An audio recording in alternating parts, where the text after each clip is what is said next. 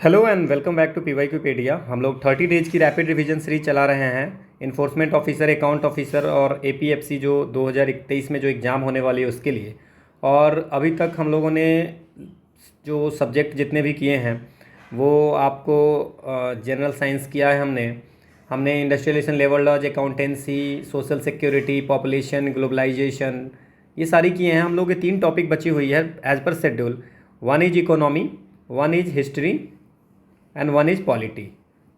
और जैसा कि मैंने प्रॉमिस किया था कि आपको 25 तक we are going to complete all this. So economy की जो 3 लेक्चर होने वाली है, सो आज एक पहली लेक्चर है पार्ट 1। पार्ट 2 जो है सो आपको कल होगी और पार्ट थ्री जो है आपको परसों होगी। क्लियर? सो आज जो है वो ट्यूसडे है, वेडनेसडे अगली होगी और इसके बाद थर्सडे को ये इकोनॉमी की लेक्चर होगी। हिस्ट्री की जो 3 लेक्चर हैं वो बाई सैटरडे हमें कंप्लीट करनी है। सो फ्राइडे एंड सैटरडे को 2 लेक्चर होगी। ठीक है, सो बाई सैटरडे कंप्लीट करेंगे। और पॉलिटी की जो 3 लेक्चर हैं वो आप संडे को 2 लेक्चर होगी इसकी। ठीक है, संडे को 2 लेक्चर होगी और एक लेक्चर मंडे को हम लोग करेंगे। एक मंडे को हमारा चला जाएगा। ठीक है, सो ये हमारी शेड्यूल है और इस तरह से we are going to complete all the syllabus. जितनी भी हम लोगों ने बात की थी कि हम लोग this is the revision series, मैंने पहले ही बताया है रिवीजन सीरीज। फिर भी मैंने कोशिश किया है कि ज़्यादा से ज़्यादा चीज़ों को कॉन्सेप्ट क्लियर करूँ। ज़्यादा जो भी नई टॉपिक थी उसमें हमने कुछ एनसीईआरटी से भी लिए हैं। जैसे अकाउंटेंसी में कुछ 11th और 12th एनसीईआरटी के की पॉइंट्स लिए थे। स्टैटिस्टिक में हमने की पॉइंट्स लिए थे। इसके बाद आपको पॉपुलेशन ग्लोबलाइजेशन में भी हमने एनसीईआरटी से कुछ पॉइंट्स ली थी। ठीक है, तो हमने कोशिश की है। सो आज से हम लोग इकोनॉमी स्टार्ट करेंगे। इन इकोनॉमिक्स इटसेल्फ हम लोग बजट के क्वेश्चन करेंगे और कुछ करंट अफेयर्स में जो न्यूज़ में है वो भी हम लोग ये करेंगे आपको 3rd क्लास में। ठीक है, सो पार्ट 3 में हम लोग बजट और इकोनॉमिक्स सब है और जो भी है सो जो इकोनॉमिक ट्रेंड्स न्यूज़ में है वो हम लोग करेंगे। सो आज जो हम लोग करने वाले हैं, सबसे पहले तो हम लोग स्टार्ट करेंगे जो सिविल सर्विसेज 2023 में पूछा था वो क्वेश्चन। देखो, बहुत सारे लोग बोल रहे थे कि क्वेश्चन बड़े हैं, कोई इशू नहीं है। आप पॉइंट बाय पॉइंट याद रखो ना, उससे अगर एक पॉइंट से भी क्वेश्चन पूछ रहा है तो आपके क्वेश्चन बनने चाहिए। ठीक है ना? सो वो आपको याद रखने हैं और उस पर क्वेश्चन पूछ सकते हैं, 1 लाइनर भी बनेगी। इसके बाद एक्सप्लानेशन के लिए ही बहुत लोग बोल रहे हैं एक्सप्लानेशन। कुछ क्वेश्चन में होगा कि एक्सप्लानेशन नहीं होंगी, सिर्फ आंसर की दी होगी। आप वीडियो देख करके आप थोड़ा नोट डाउन कर सकते हो, थोड़ी मेहनत तो आप कर ही सकते हो। ठीक है, क्योंकि स्कार्सिटी ऑफ टाइम के कारण ये नहीं बन पाती है। बहुत सारी जो है वो आपको सिर्फ की लिख करके ही हम लोगों को काम चलाना पड़ रहा है। ठीक है ना? सो टाइम की स्कार्सिटी है। So let's start the session और आप इन चीज़ों को समझें। और आज हम 22वां लेक्चर कर रहे हैं और पीडीएफ आपको मिल जाएगी विथ की। और मैं कोशिश किया हूँ कि ज़्यादा से ज़्यादा एक्सप्लानेशन दे इसमें इंक्लूड कर पाऊँ, बट बहुत सारे हैं जिसमें हम नहीं इंक्लूड किए हैं, तो आप वीडियो देख करके आप समझ सकते हैं। ठीक है, सो पहला जो क्वेश्चन है वो सीएससी 2023 में पूछी हुई है, सिविल सर्विसेज 2023 का क्वेश्चन है। अब इसको पार्ट में बांट लो आप, क्योंकि अगर आप मान लीजिए सोचेंगे कि अरे बहुत लंबा क्वेश्चन है, ऐसा कुछ है, तो आप पार्ट में बांट सकते हो। जैसे पहला क्वेश्चन है, पहला स्टेटमेंट है कि India despite having uranium deposit depends on coal for most of its electricity production. मतलब भारत के पास में आपको यूरेनियम है, बट यूरेनियम होने के बावजूद भी वो जो आपको इलेक्ट्रिसिटी प्रोडक्शन होती है उसमें आपको कोल पे डिपेंडेंसी है। तो ये बिल्कुल सही है। और इंडिया की जो 75% होती है ये गवर्नमेंट साइड से ली गई है। 75% जो आपको इलेक्ट्रिसिटी प्रोड्यूस होती है वो कोल से होती है। ठीक है ना? तो ये आपको टोटल पावर जनरेशन का 75% इससे होती है। ये इसलिए न्यूज़ में था कि भी राजस्थान में कहीं पे यूरेनियम का ये मिला है। ठीक है, यूरेनियम का भंडार मिला है, तो ये आपको सही है। अगला है कि uranium enrich to the extent of at least 60% is required for the production of electricity. Electricity के लिए आपको 60% इनरिच होना चाहिए। नहीं, ऐसा क्या है कि अगर रिएक्टर में यूज करने के लिए जितनी भी यूरेनियम इनरिच्ड ये है उसमें आपको 0.7 से लेकर के 0.7 से लेकर के 20% तक इनरिच्ड है। ठीक है ना? और मैक्सिमम में तो आपको 3 से लेकर के 5% जो यूरेनियम 235 है उसको इनरिच किया गया हुआ है। ठीक है, तो ये 60% जो है आपका ये गलत है। सो आंसर क्या हो गया? Statement 1 is correct, statement 2 is incorrect. ठीक है, और ये आपको हो गई। और वो भी इसको अगर आप 0.7 से 20 को लो इनरिच्ड यूरेनियम बोलते हैं, लो इनरिच्ड यूरेनियम बोलते हैं। ठीक है, तो मैक्सिमम जो है वो आपको मैक्सिमम जो रिएक्टर है वो 3 से 5% एनरिच्ड यूरेनियम यूज करता है। इससे ज़्यादा आपको समझने की इसमें ज़रूरत नहीं है, आप थोड़ा सा बस याद रख लें, ठीक है। ये आपको एक्सप्लेनेशन में दिया हुआ है। अगला है कि in the post pandemic recent past many central bank world wide has carried out interest rate hike. Interest rate बढ़ा दिया सबने। सो इन्फ्लेशन को, है ना, रोकने के लिए, इन्फ्लेशन से, है ना, रिस्पॉन्स टू इन्फ्लेशन, एक वर्ल्ड बैंक ने स्टडी की थी कि जो पूरे वर्ल्ड में सेंट्रल बैंक है वो सब एक साथ ही इंटरेस्ट रेट को हाइक कर रही है। इंटरेस्ट रेट को हाइक करने के मतलब कि मार्केट में प्राइस बढ़ रही है ना, तो प्राइस बढ़ रही है तो इसका मतलब कि आपको क्या करना है कि लोगों के पास पैसे जाने नहीं देना है। लोगों के पास पैसे हैं, लोगों के पास पैसे हैं तो आपको क्या किया, इंटरेस्ट रेट हाइक कर दिया कि लोगों के पास पैसे जाए नहीं, ठीक है ना। तो ये आपको वर्ल्ड बैंक ने कहा है कि ऐसा हो रहा है, तो बिल्कुल सही है। Central banks generally assumes that they have the ability to counteract the rising consumer price via monetary policy. ये भी सही है। इसने कहा है कि सेंट्रल बैंक को ऐसा, इस रिपोर्ट में वर्ल्ड बैंक ने लिखा है कि सेंट्रल बैंक जो पूरी दुनिया की है उनको ऐसा लगता है कि जो कंज्यूमर प्राइसेज जो इंक्रीज हो रही है वो हम जो है सो मॉनेटरी पॉलिसी से उसको कंट्रोल कर सकते हैं। तो ये बिल्कुल सही है। So both statement 1 and 2 are correct and statement 2 is the correct explanation for statement 1, ठीक है ना। सो इन्फ्लेशन को रिस्पॉन्स में इन्फ्लेशन हो रही है जिसके कारण जो बैंक हैं जितने भी पूरे वर्ल्ड में ऐसा हो रहा है कि इंटरेस्ट रेट को बढ़ाया जा रहा है, ठीक है। ये आपको दिया हुआ है। Which one of the following activities of the reserve bank of India is considered to be part of sterilisation. So sterilisation क्या होता है? सो स्टेरिलाइजेशन क्या होता है मैं आपको थोड़ा समझा देता हूँ। जैसे क्या होता है कि आपको फॉरेन करेंसी जो होगा वो फॉरेन एक्सचेंज मार्केट में बहुत ज़्यादा आ गया, मतलब कि बहुत ज़्यादा कैपिटल इनफ्लो हो गया, मार्केट में बहुत पैसे आ गए हैं तो फॉरेन क्या हो जाएगा, फॉरेन करेंसी बहुत ज़्यादा आ गया, ठीक है। सो फॉरेन इन्वेस्टमेंट हुई तो कैपिटल इनफ्लो हो गई, बहुत सारा फॉरेन पैसे आएंगे, फॉरेन करेंसी आ गई। तो फॉरेन करेंसी आ गए तो क्या हो गया, रूपी क्या हो जाएगा, है ना, सो एप्रिसिएट हो जाएगा, ठीक है। और ज़्यादा जब एप्रिसिएशन हो जाएगा, रूपी का ज़्यादा एप्रिसिएशन हो जाएगा तो क्या हो जाएगा, एप्रिसिएशन ज़्यादा रूपी का हो जाएगा, है ना, पैसे बोलेंगे मजबूत हो गया, है ना। तो एप्रिसिएशन ज़्यादा अगर हो जाएगा तो क्या हो गया, एक्सपोर्ट जो है आपको कम हो जाएगा, ठीक है ना, और इंपोर्ट जो है सो बढ़ जाएगा। तो इस सिचुएशन के लिए आरबीआई क्या करता है कि फॉरेन करेंसी को खरीद लेता है और फॉरेन करेंसी को खरीद करके और उसमें क्या करता है कि अब बदले में फॉरेन करेंसी को मार्केट से उठाएगा। सो फॉरेन करेंसी को अगर उठाएगा मतलब फॉरेन करेंसी की डिमांड बढ़ रही है तो फॉरेन करेंसी का जो है सो आपको बढ़ जाएगा, मतलब डॉलर की वैल्यू बढ़ जाएगी। क्लियर। तो इससे होता है कि जब आरबीआई खरीदता है ना, मार्केट से, तो जब आरबीआई मार्केट से खरीद लेता है तो ये क्या हो जाता है, तो उसको रुपी देता होगा ना, तो आरबीआई को क्या करना होगा, उसको रुपी देगा जिससे भी खरीदेगा। तो रुपी जब देगा तो पैसा क्या हो जाएगा, मनी जो होगा, पैसे की सप्लाई जो है सो अब बढ़ जाएगी। अब पैसे की सप्लाई बढ़ गई तो इन्फ्लेशन हो जाएगा। अब इस इन्फ्लेशन को दूर करने के लिए आरबीआई स्टेबलाइजेशन करती है, ठीक है। सो स्टेबलाइजेशन ये मॉनेटरी पॉलिसी है, ठीक है ना। अब इस एक्सेस मनी को, सप्लाई को मार्केट से क्या करती है, वो लेने के लिए जो इंटरवेंशन करती है उस पूरे जो क्या कहते हैं प्रोसेस को बोलते हैं sterilisation. So conducting an open market operation. आप समझ गए हैं, फॉरेन करेंसी की इन्फ्लो हुई, बहुत सारा जो है तो फॉरेन करेंसी इन्वेस्टमेंट बहुत ज़्यादा आ गई, तो फॉरेन करेंसी यहाँ पे आ गए बहुत ज़्यादा। जब फॉरेन करेंसी आ गई तो क्या हो गया, पैसे जो है, रुपी जो होगा अप्रिसिएट कर गई, है ना। सो रुपी अप्रिसिएट कर गई मतलब क्या हो गया कि एक्सपोर्ट जो है अब जो है सो सही नहीं होगा, एक्सपोर्ट जो है सो महंगा, डिस्करेज, एक्सपोर्ट को डिस्करेज करेगा वो, और इंपोर्ट्स जो है सो बढ़ जाएगी, ठीक है ना। तो इस सिचुएशन को हैंडल करने के लिए आरबीआई क्या करती है, फॉरेन करेंसी खरीद लेती है। अब क्यों खरीदती है फॉरेन करेंसी, फॉरेन करेंसी इसलिए खरीदती है कि जब फॉरेन करेंसी खरीद रही है इसका मतलब कि फॉरेन करेंसी की डिमांड को बढ़ा रही है, तो फॉरेन करेंसी का डॉलर की वैल्यू बढ़ जाएगी और रुपये की वैल्यू थोड़ी सी कमेगी, है ना, तो एक्सपोर्ट बूस्ट होगा। क्लियर। तो उसको लिए तो फिर अब जो फॉरेन करेंसी खरीदती है तो उसको पैसे देनी होती है, तो जब रुपया देगा किसी को तो रुपये बढ़ जाएंगे, फिर इन्फ्लेशन हो जाएंगी। तो पूरी ये जो इकोनॉमी में चलती है वो सर्कुलर चलती है, ठीक है ना, पूरी सब इंटरडिपेंडेंस है। क्लियर। सो आंसर हो गया कि स्टेलाइजेशन जो होता है वो क्या है, which one of the following activities of the reserve bank India is considered to the part of sterilisation, that's a conducting open market operation. Hope आपको समझ में आया होगा, ये पूरी डिटेल इसमें लिखी हुई है। अगला है consider the following market, government bond market, call money market, treasury bill market, stock market, how many of the above are included in the capital market. अब देखो फाइनेंशियल मार्केट जो होता है वो फाइनेंशियल मार्केट, मैं ट्राई कर रहा हूँ कि आपको हर कुछ पॉइंट्स बता दूँ, ठीक है ना।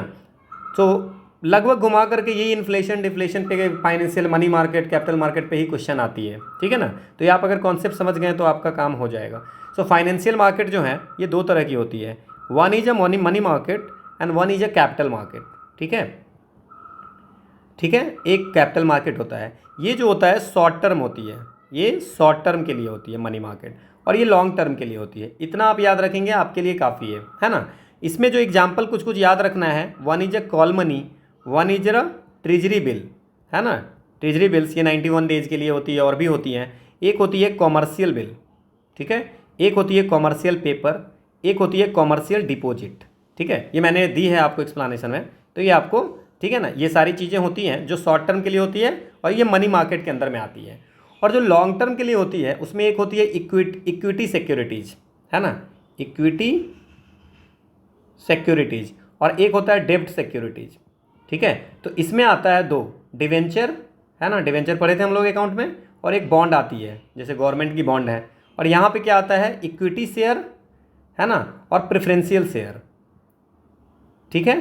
सो प्रेफरेंशियल शेयर आप नोट डाउन करो, अगर जो भी आपको दिक्कत हो रही है नोट डाउन करो, ठीक है ना। तो अब इसमें पूछ रहा है कि कैपिटल मार्केट में कौन आएगा। अगर आपको ये पता होगा तो जो लॉन्ग वाला होगा वो कैपिटल मार्केट में, कॉल मनी शॉर्ट में है, ट्रेजरी बिल शॉर्ट में है, स्टॉक मार्केट और गवर्नमेंट बॉन्ड, स्टॉक और बॉन्ड ये जो हो जाएगा। तो इसमें पूछ रहा है इनमें से कितने सही है, सो ओनली 2 इज राइट, मतलब इस 4 में से है।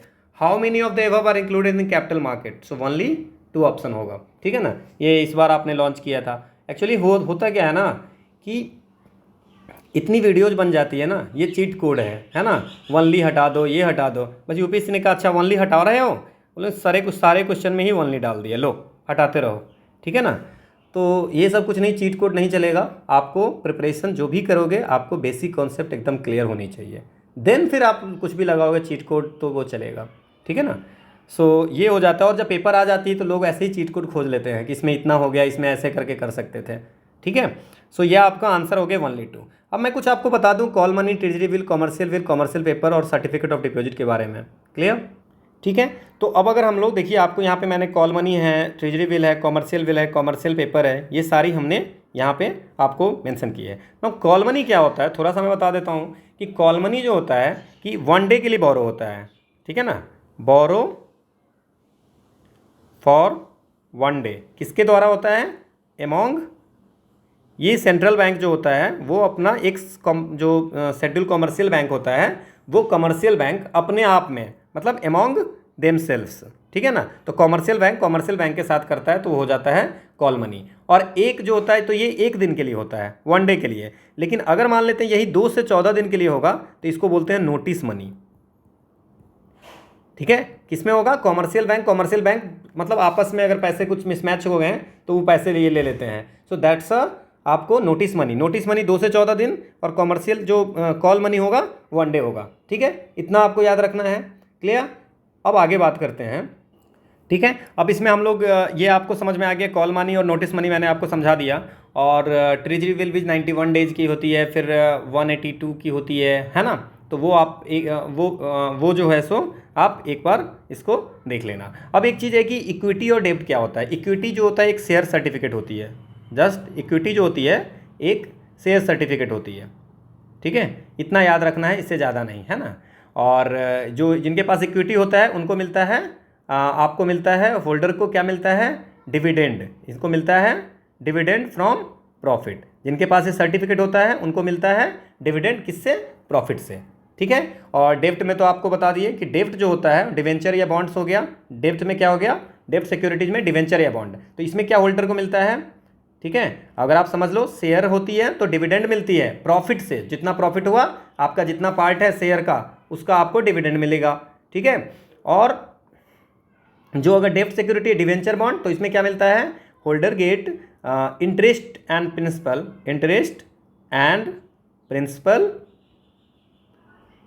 Principal irrespective of profit.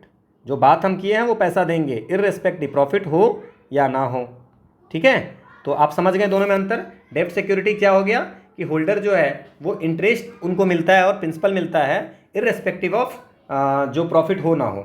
लेकिन अगर इक्विटी की बात करें तो शेयर सर्टिफिकेट शेयर जो होती है उसमें डिविडेंड मिलती हैं प्रॉफिट से, मतलब प्रॉफिट नहीं होगा तो आपको कुछ नहीं मिलेगा। मुझे लगता है इतना आप अगर याद रखेंगे तो काम चल जाए।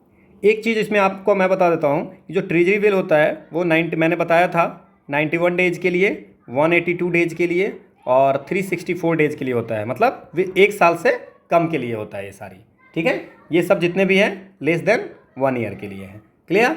और ये जो करती है ट्रेजरी बिल वो सेंट्रल गवर्नमेंट करती है, only issued by the central government.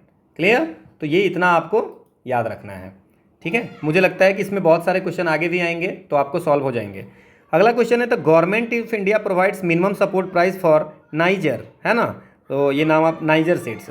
अब ये काले तिल की बात कर रहा है। अब एक चीज़ सबसे बड़ी बात क्या है ना कि आपको एमएसपी के बारे में सब कुछ पता होना चाहिए। एमएसपी पे बार बार क्वेश्चन पूछता है और एमएसपी पे क्वेश्चन पूछा जा सकता है।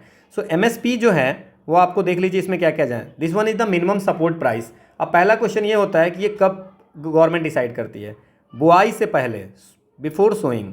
तो ये क्वेश्चन बन गया कि जो आपकी जो खेती होने से पहले ही ये एमएसपी डिसाइड कर दी जाती है।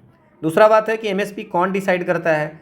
सो एमएसपी फिक्स करती है सेंट्रल गवर्नमेंट। कौन करती है, सेंट्रल गवर्नमेंट। लेकिन ये जो होता है सेंट्रल गवर्नमेंट जो होता है उसको रिकमेंडेशन कौन देता है, CACP। CACP क्या होता है, commission for agriculture cost and price, है ना। कमीशन, देखो ये सारी चीज़ें याद रखनी है। Commission for agriculture cost and prices. ठीक है, ये CACP है। तो ये जो है ये CACP किसके अंदर में आती है ना। ठीक है, तो ये जो आपको CACP आती है वो मिनिस्ट्री ऑफ एग्रीकल्चर के अंदर में आती है। और ये CACP जो है, commission for agriculture cost and prices, ये CACP क्या करती है, गवर्नमेंट को बोलती है कि इतना होना चाहिए। ठीक है, फिर क्या होता है, एक बनती है CCEA, मतलब कैबिनेट कमेटी। कैबिनेट कमेटी है, रहती है कैबिनेट कमेटी। ठीक है, cabinet committee on economic affair, है ना, इकोनॉमिक अफेयर्स। ये क्या करती है, ये डिसाइड करती है। यूनियन गवर्नमेंट की एक कैबिनेट कमेटी है, cabinet committee on economic affairs, ये फाइनल डिसीजन लेती है। तो क्या याद रखना है कि रिकमेंड कौन करता है, CACP, और डिसीजन फाइनल कौन लेता है, cabinet committee on economic affairs. ये बहुत इंपॉर्टेंट है। अब मान लीजिए कि इसको अगर एमएसपी जो है, एमएसपी खरीदना है तो ये कौन करता है, FCI, food corporation of India करती है, और बाकी जो कुछ स्टेट एजेंसी उनसे मिल करके प्रोक्योर करती है क्रॉप्स को उस प्राइस पे। इसके बाद एक चीज़ और इसमें याद रखना, this one is the legally bound नहीं है, ये लीगली बाउंड नहीं है। ठीक है, मन रहेगा तो गवर्नमेंट खरीदेगी, नहीं मन होगा तो नहीं कर देगी। ठीक है, अभी तक जो है एमएसपी जो है टोटल जो है वो 23 क्रॉप्स पे है, टोटल 23 क्रॉप्स पे है, 7 सेरल्स पे है। ठीक है, कौन कौन, पैडी, व्हीट, मेज, बाजरा, ज्वार, रागी और बार्ली, जौ। ठीक है, ये सब पे 7 सेरल्स पे हैं, 5 दाल पे है, 5 पल्सेज पे हैं, चना, अरहर, उड़द, मूंग, मसूर, ये सब नोटी मैंने लिख दिया है। 7 ऑयल सीड पे है, उसमें आपको है rapeseed mustard, groundnut, soyabean, sunflower, sesame, safflower and niger seed. तो the government of India provides minimum support price for niger seeds, बिल्कुल सही है। क्लियर। इसके बाद है कि 4 कॉमर्शियल क्रॉप पे भी करती है। तो 4 कॉमर्शियल क्रॉप पे वो कौन कौन कॉमर्शियल क्रॉप हैं, उसमें आपको आता है कॉमर्शियल क्रॉप में कॉटन। ठीक है, इसके बाद शुगर केन, गन्ने का, लेकिन गन्ने पे ना FRP होती है। ठीक है ना, MSP नहीं होती है, याद रखना है, ये भी याद रखना है आपको। जूट पे भी होती है। ठीक है, तो जो 4 कॉमर्शियल क्रॉप है, कॉटन, शुगर केन, कोपरा और जूट। ठीक है ना, तो ये 4 पे भी गवर्नमेंट फिक्स करती है। बट जो शुगर केन पे होती है उसको है फेयर एंड रिम्यूनरेटिव प्राइस। ठीक है, niger is cultivated as kharif crop, बिल्कुल सही है, ये खरीफ क्रॉप होती है। Some tribal people India niger seed, देखो ये तो सही ही था, अगर आप पेपर दिए होंगे तो ये तो बिल्कुल सही था कि ट्राइबल पीपल इंडिया, कुछ लोग जो है सो नाइजर सीड का यूज करते हैं खाने के लिए, तो बिल्कुल सही है। जहाँ पे अगर मान लीजिए कि कोकोनट ज़्यादा होता है वहाँ लोग कोकोनट यूज करते हैं, जहाँ पे नाइजर सीड ज़्यादा होगा तो वहाँ पे खाने के लिए तिल, जो ये तिल का तेल है उसको यूज किया जा सकता है। ठीक है, अब ये खरीफ क्रॉप जो होता है, एक होता है खरीफ क्रॉप, है ना, और एक होता है रबी क्रॉप। ठीक है, सो ये खरीफ जो होता है उसको मानसून क्रॉप भी बोलते हैं। ये जुलाई से अक्टूबर तक की बात होती है ना। हाई वाटर इसकी ज़रूरत होती है जुलाई से अक्टूबर, और जो रबी है वो विंटर में होती है। बस इतना भी याद रखेंगे तो आपका काम चल जाएगा कि विंटर में कौन सा होता है, गेहूँ होता है, जौ होता है, व्हीट, बार्ली, ग्राम, पीच, मस्टर्ड, है ना, ये सब होता है। बाकी जो सोयाबीन है, राइस है, मेज है, ये सबको ज़्यादा वाटर चाहिए होता है, तो इसको हम लोग मानसून क्रॉप बोलते हैं खरीफ को। तो ये भी आपको याद रखना है। और जैद जो होता है उसको बोलते हैं समर क्रॉप। तो मानसून क्रॉप, और रबी हो गया विंटर क्रॉप, और जैद जो हो गया समर क्रॉप। समर क्रॉप मतलब मार्च से जून के बीच में, है ना। जैसे वाटरमेलन हो गया, है ना, मस्क मिलन हो गया, कुकम्बर हो गया, है ना। तो ये हो गया आपको जैद। तो ये सारी हो गई। तो अब इसमें से कौन कितने सही हो गए आपके, ये क्वेश्चन में कितने सही हो गए? तो इसमें आपके तीनों के तीनों सही है। एक और चीज़ है कि जो ये डिसाइड करते हैं, जैसे कि सी ए सी पी क्या कंसीडर करते हैं। देखो 3 तरह की फार्मूला है। वन इज A2, एक A2 प्लस FL, एक आपको होते हैं C2। तो पहले तक जो है A2 चल रही थी, अभी कुछ दिनों पहले गवर्नमेंट ने A2 प्लस FL को के बेस पे प्राइस फिक्स करती है।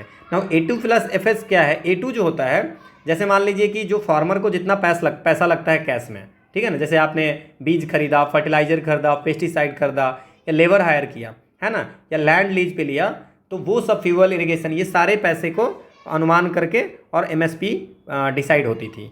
A2 प्लस FL में क्या है, बस आपको एक चीज़ ऐड हो जाती है, इतने ये पैसे तो है ही, जो फैमिली में लो लेबर कर रहे हैं, मतलब कि अगर फैमिली में 4 लोग काम कर रहे हैं तो वो पैसे भी तो बनेंगे ना, तो वो उसको बस ऐड कर देते हैं। और C2 में क्या होता है, इसमें और भी 4 चीज़ें होती है, जैसे कि मान लीजिए लैंड जो है, जैसे मेरा लैंड है तो उसकी भी तो कोई कॉस्ट होगी, फिक्स कैपिटल जो भी है, तो वो भी पैसा उसमें ऐड किया जाता है। बट C2 को अभी तक हल्ला हो रहा है ना, लोग कह रहे हैं कि C2 को लागू किया जाए, है ना, बट C2 को लागू अभी तक नहीं किया गया है। सो ये फैमिली लेबर को भी इंक्लूड कर लिया गया है कुछ दिनों पहले, ठीक है। सो A2 प्लस FL, ये सारी डिटेल मैंने इसमें लिख दी है, और यहाँ से MSP पे इससे बाहर क्वेश्चन नहीं आएगी, ठीक है।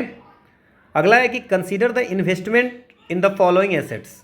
अब देखो इसमें क्या है, how many of the above are consider intangible. मैंने आपसे बात किया था कि जो इंटेंजिबल एसेट्स होती है, एसेट्स 2 होती हैं, वन इज टेंजिबल, आप अगर सिंपल भाषा में समझो तो जिसको आप टच कर सकते हो, और ये हो गया इंटेंजिबल, वो जिसको आप टच नहीं कर सकते। आपकी जो रिस्पेक्ट है, आपकी जो वैल्यू है, उसको आप क्या कर सकते हो, उससे उसको आप टच नहीं कर सकते हो। तो आप बस इतना समझ के रखोगे तब भी आपका काम हो जाएगा।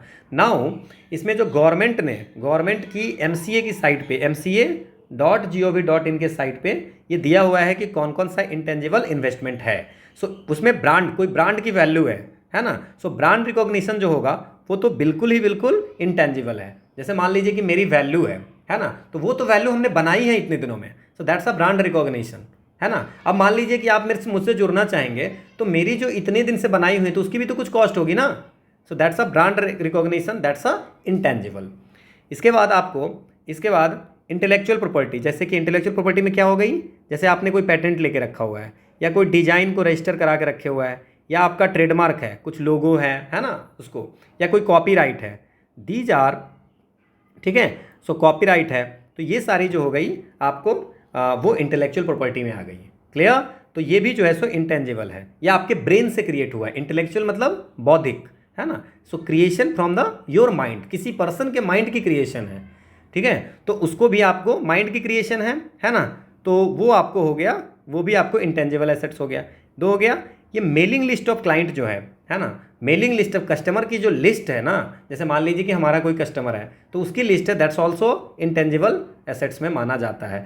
फ्रॉम ये आपको mca.gov.in पे ये लिखा हुआ है सारा। सो इसमें से 3 ऐसे हैं, है ना। इन्वेंट्री को नहीं मानेंगे हम लोग, और जो बाकी तीनों को हम लोग इंटेंजिबल मानेंगे। अब आप कहेंगे कि भाई ये देख लो, सो कस्टमर लिस्ट ये MCA की साइट पे दी हुई है ना, ठीक है। इसके बाद जैसे पेटेंट्स हो गया, कॉपीराइट हो गया, है ना, मूवीज हो गई, ठीक है ना, फिशिंग लाइसेंस है, ये सब जितना भी है ये सब आपको इंटेंजिबल रिसोर्स माना जाता है, ठीक है।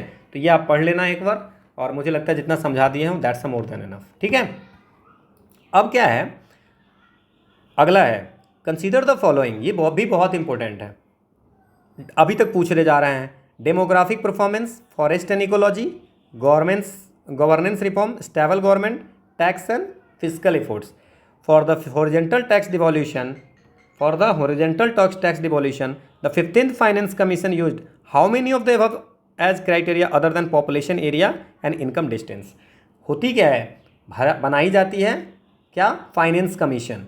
सो फाइनेंस कमीशन बनाई जाती है। कौन बनाता है फाइनेंस कमीशन, प्रेसिडेंट बनाता है। इस बार कौन सा है, 15th फाइनेंस कमीशन है। कौन इसके हेड थे, एनके सिंह। क्यों बनाया जाता है, जो डिस्ट्रीब्यूशन और पैसे की डिस्ट्रीब्यूशन है ना, टैक्स जो हमारे पास में गवर्नमेंट के पास में आती है, तो वो जो पैसे जाती है उसके लिए आपको कि कितना पैसा जाएगा, है ना, किस स्टेट को कितना जाएगा, वो किस बेसिस पे जाएगा, तो उसके लिए बनाई जाती है आर्टिकल 280। ठीक है ना, ठीक है। सो आर्टिकल 280 में कहता है कि प्रेसिडेंट जो होगा, प्रेसिडेंट ऑफ इंडिया बनाएंगे क्या, एक फाइनेंस कमीशन। हर 5 साल के इंटरवल में बनाते हैं। अभी जो फाइनेंस कमीशन है उसके हेड कौन है, एनके सिंह। और ये कब से कब तक चलेगी, 2021-22 से लेकर के 2025-26 पे। क्लियर। अब ये क्या करते हैं, जो इन्होंने जो 15 कमीशन की रिपोर्ट दी है उसमें क्या है कि एक 41 जो डिविजिबल पूल ऑफ टैक्सेस है, जितने पैसे गवर्नमेंट के पास आती है उसमें कितने पैसे देना है। ठीक है, तो 14वें फाइनेंस कमीशन ने, इससे पहले जो फाइनेंस कमीशन थी उन्होंने कही थी कि 42% देने के लिए, और यहाँ जो है 15th फाइनेंस कमीशन में उनको कर दिया गया 41%। क्लियर। सो वर्टिकल डिवोल्यूशन जो होगा वो 41% होगा। क्लियर।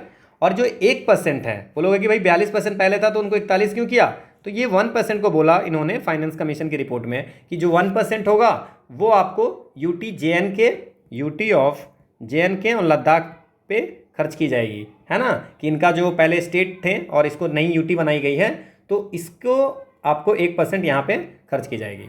ठीक है, क्लियर।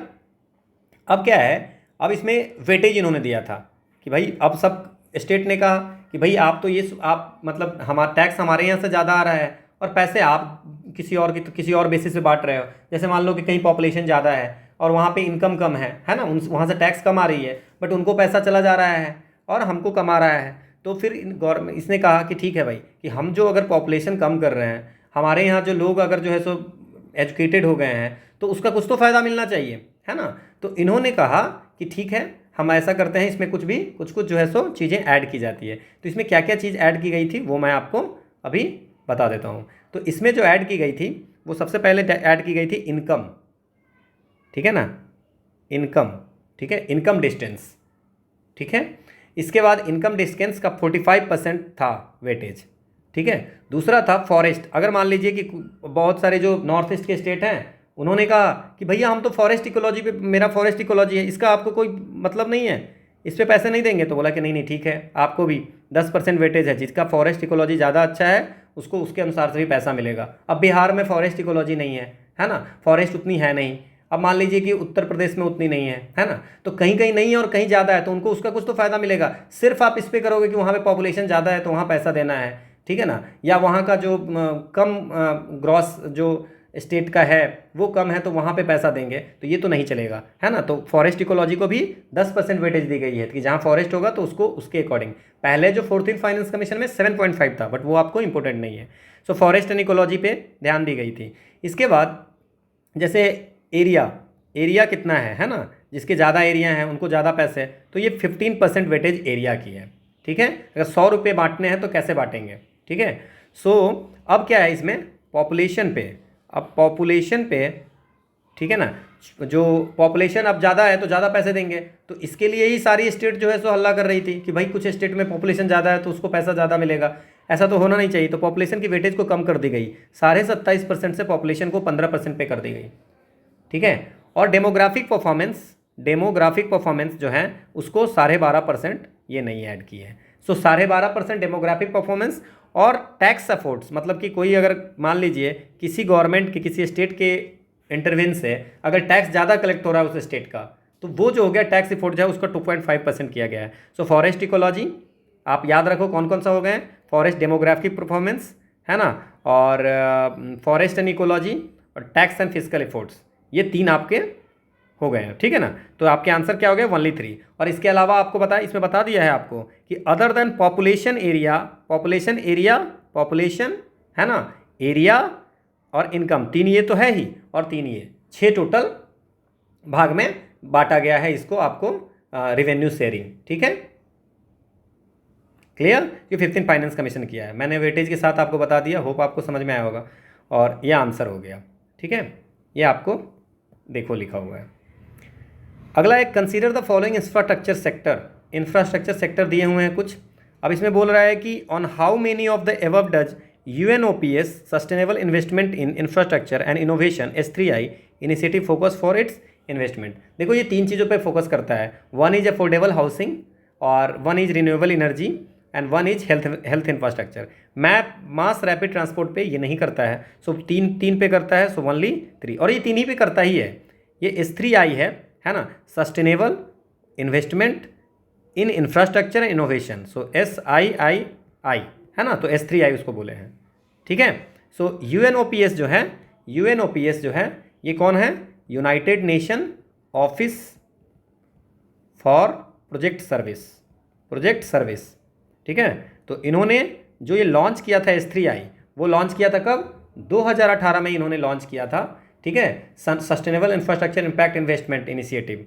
ठीक है, तो इन्होंने S3I जो किया था उसमें इन्होंने किया था कि जो हम 3 फोकस एरिया जो हमारा होगा ये 3 होगा। ठीक है, इन्होंने जो प्लान बनाया था कि 2022 से 25 तक मुझे क्या करना है, उसमें ये न्यूज़ में था, इसलिए इन्होंने क्वेश्चन पूछा था S3I पे। ठीक है, ये आपको एक्सप्लेनेशन है।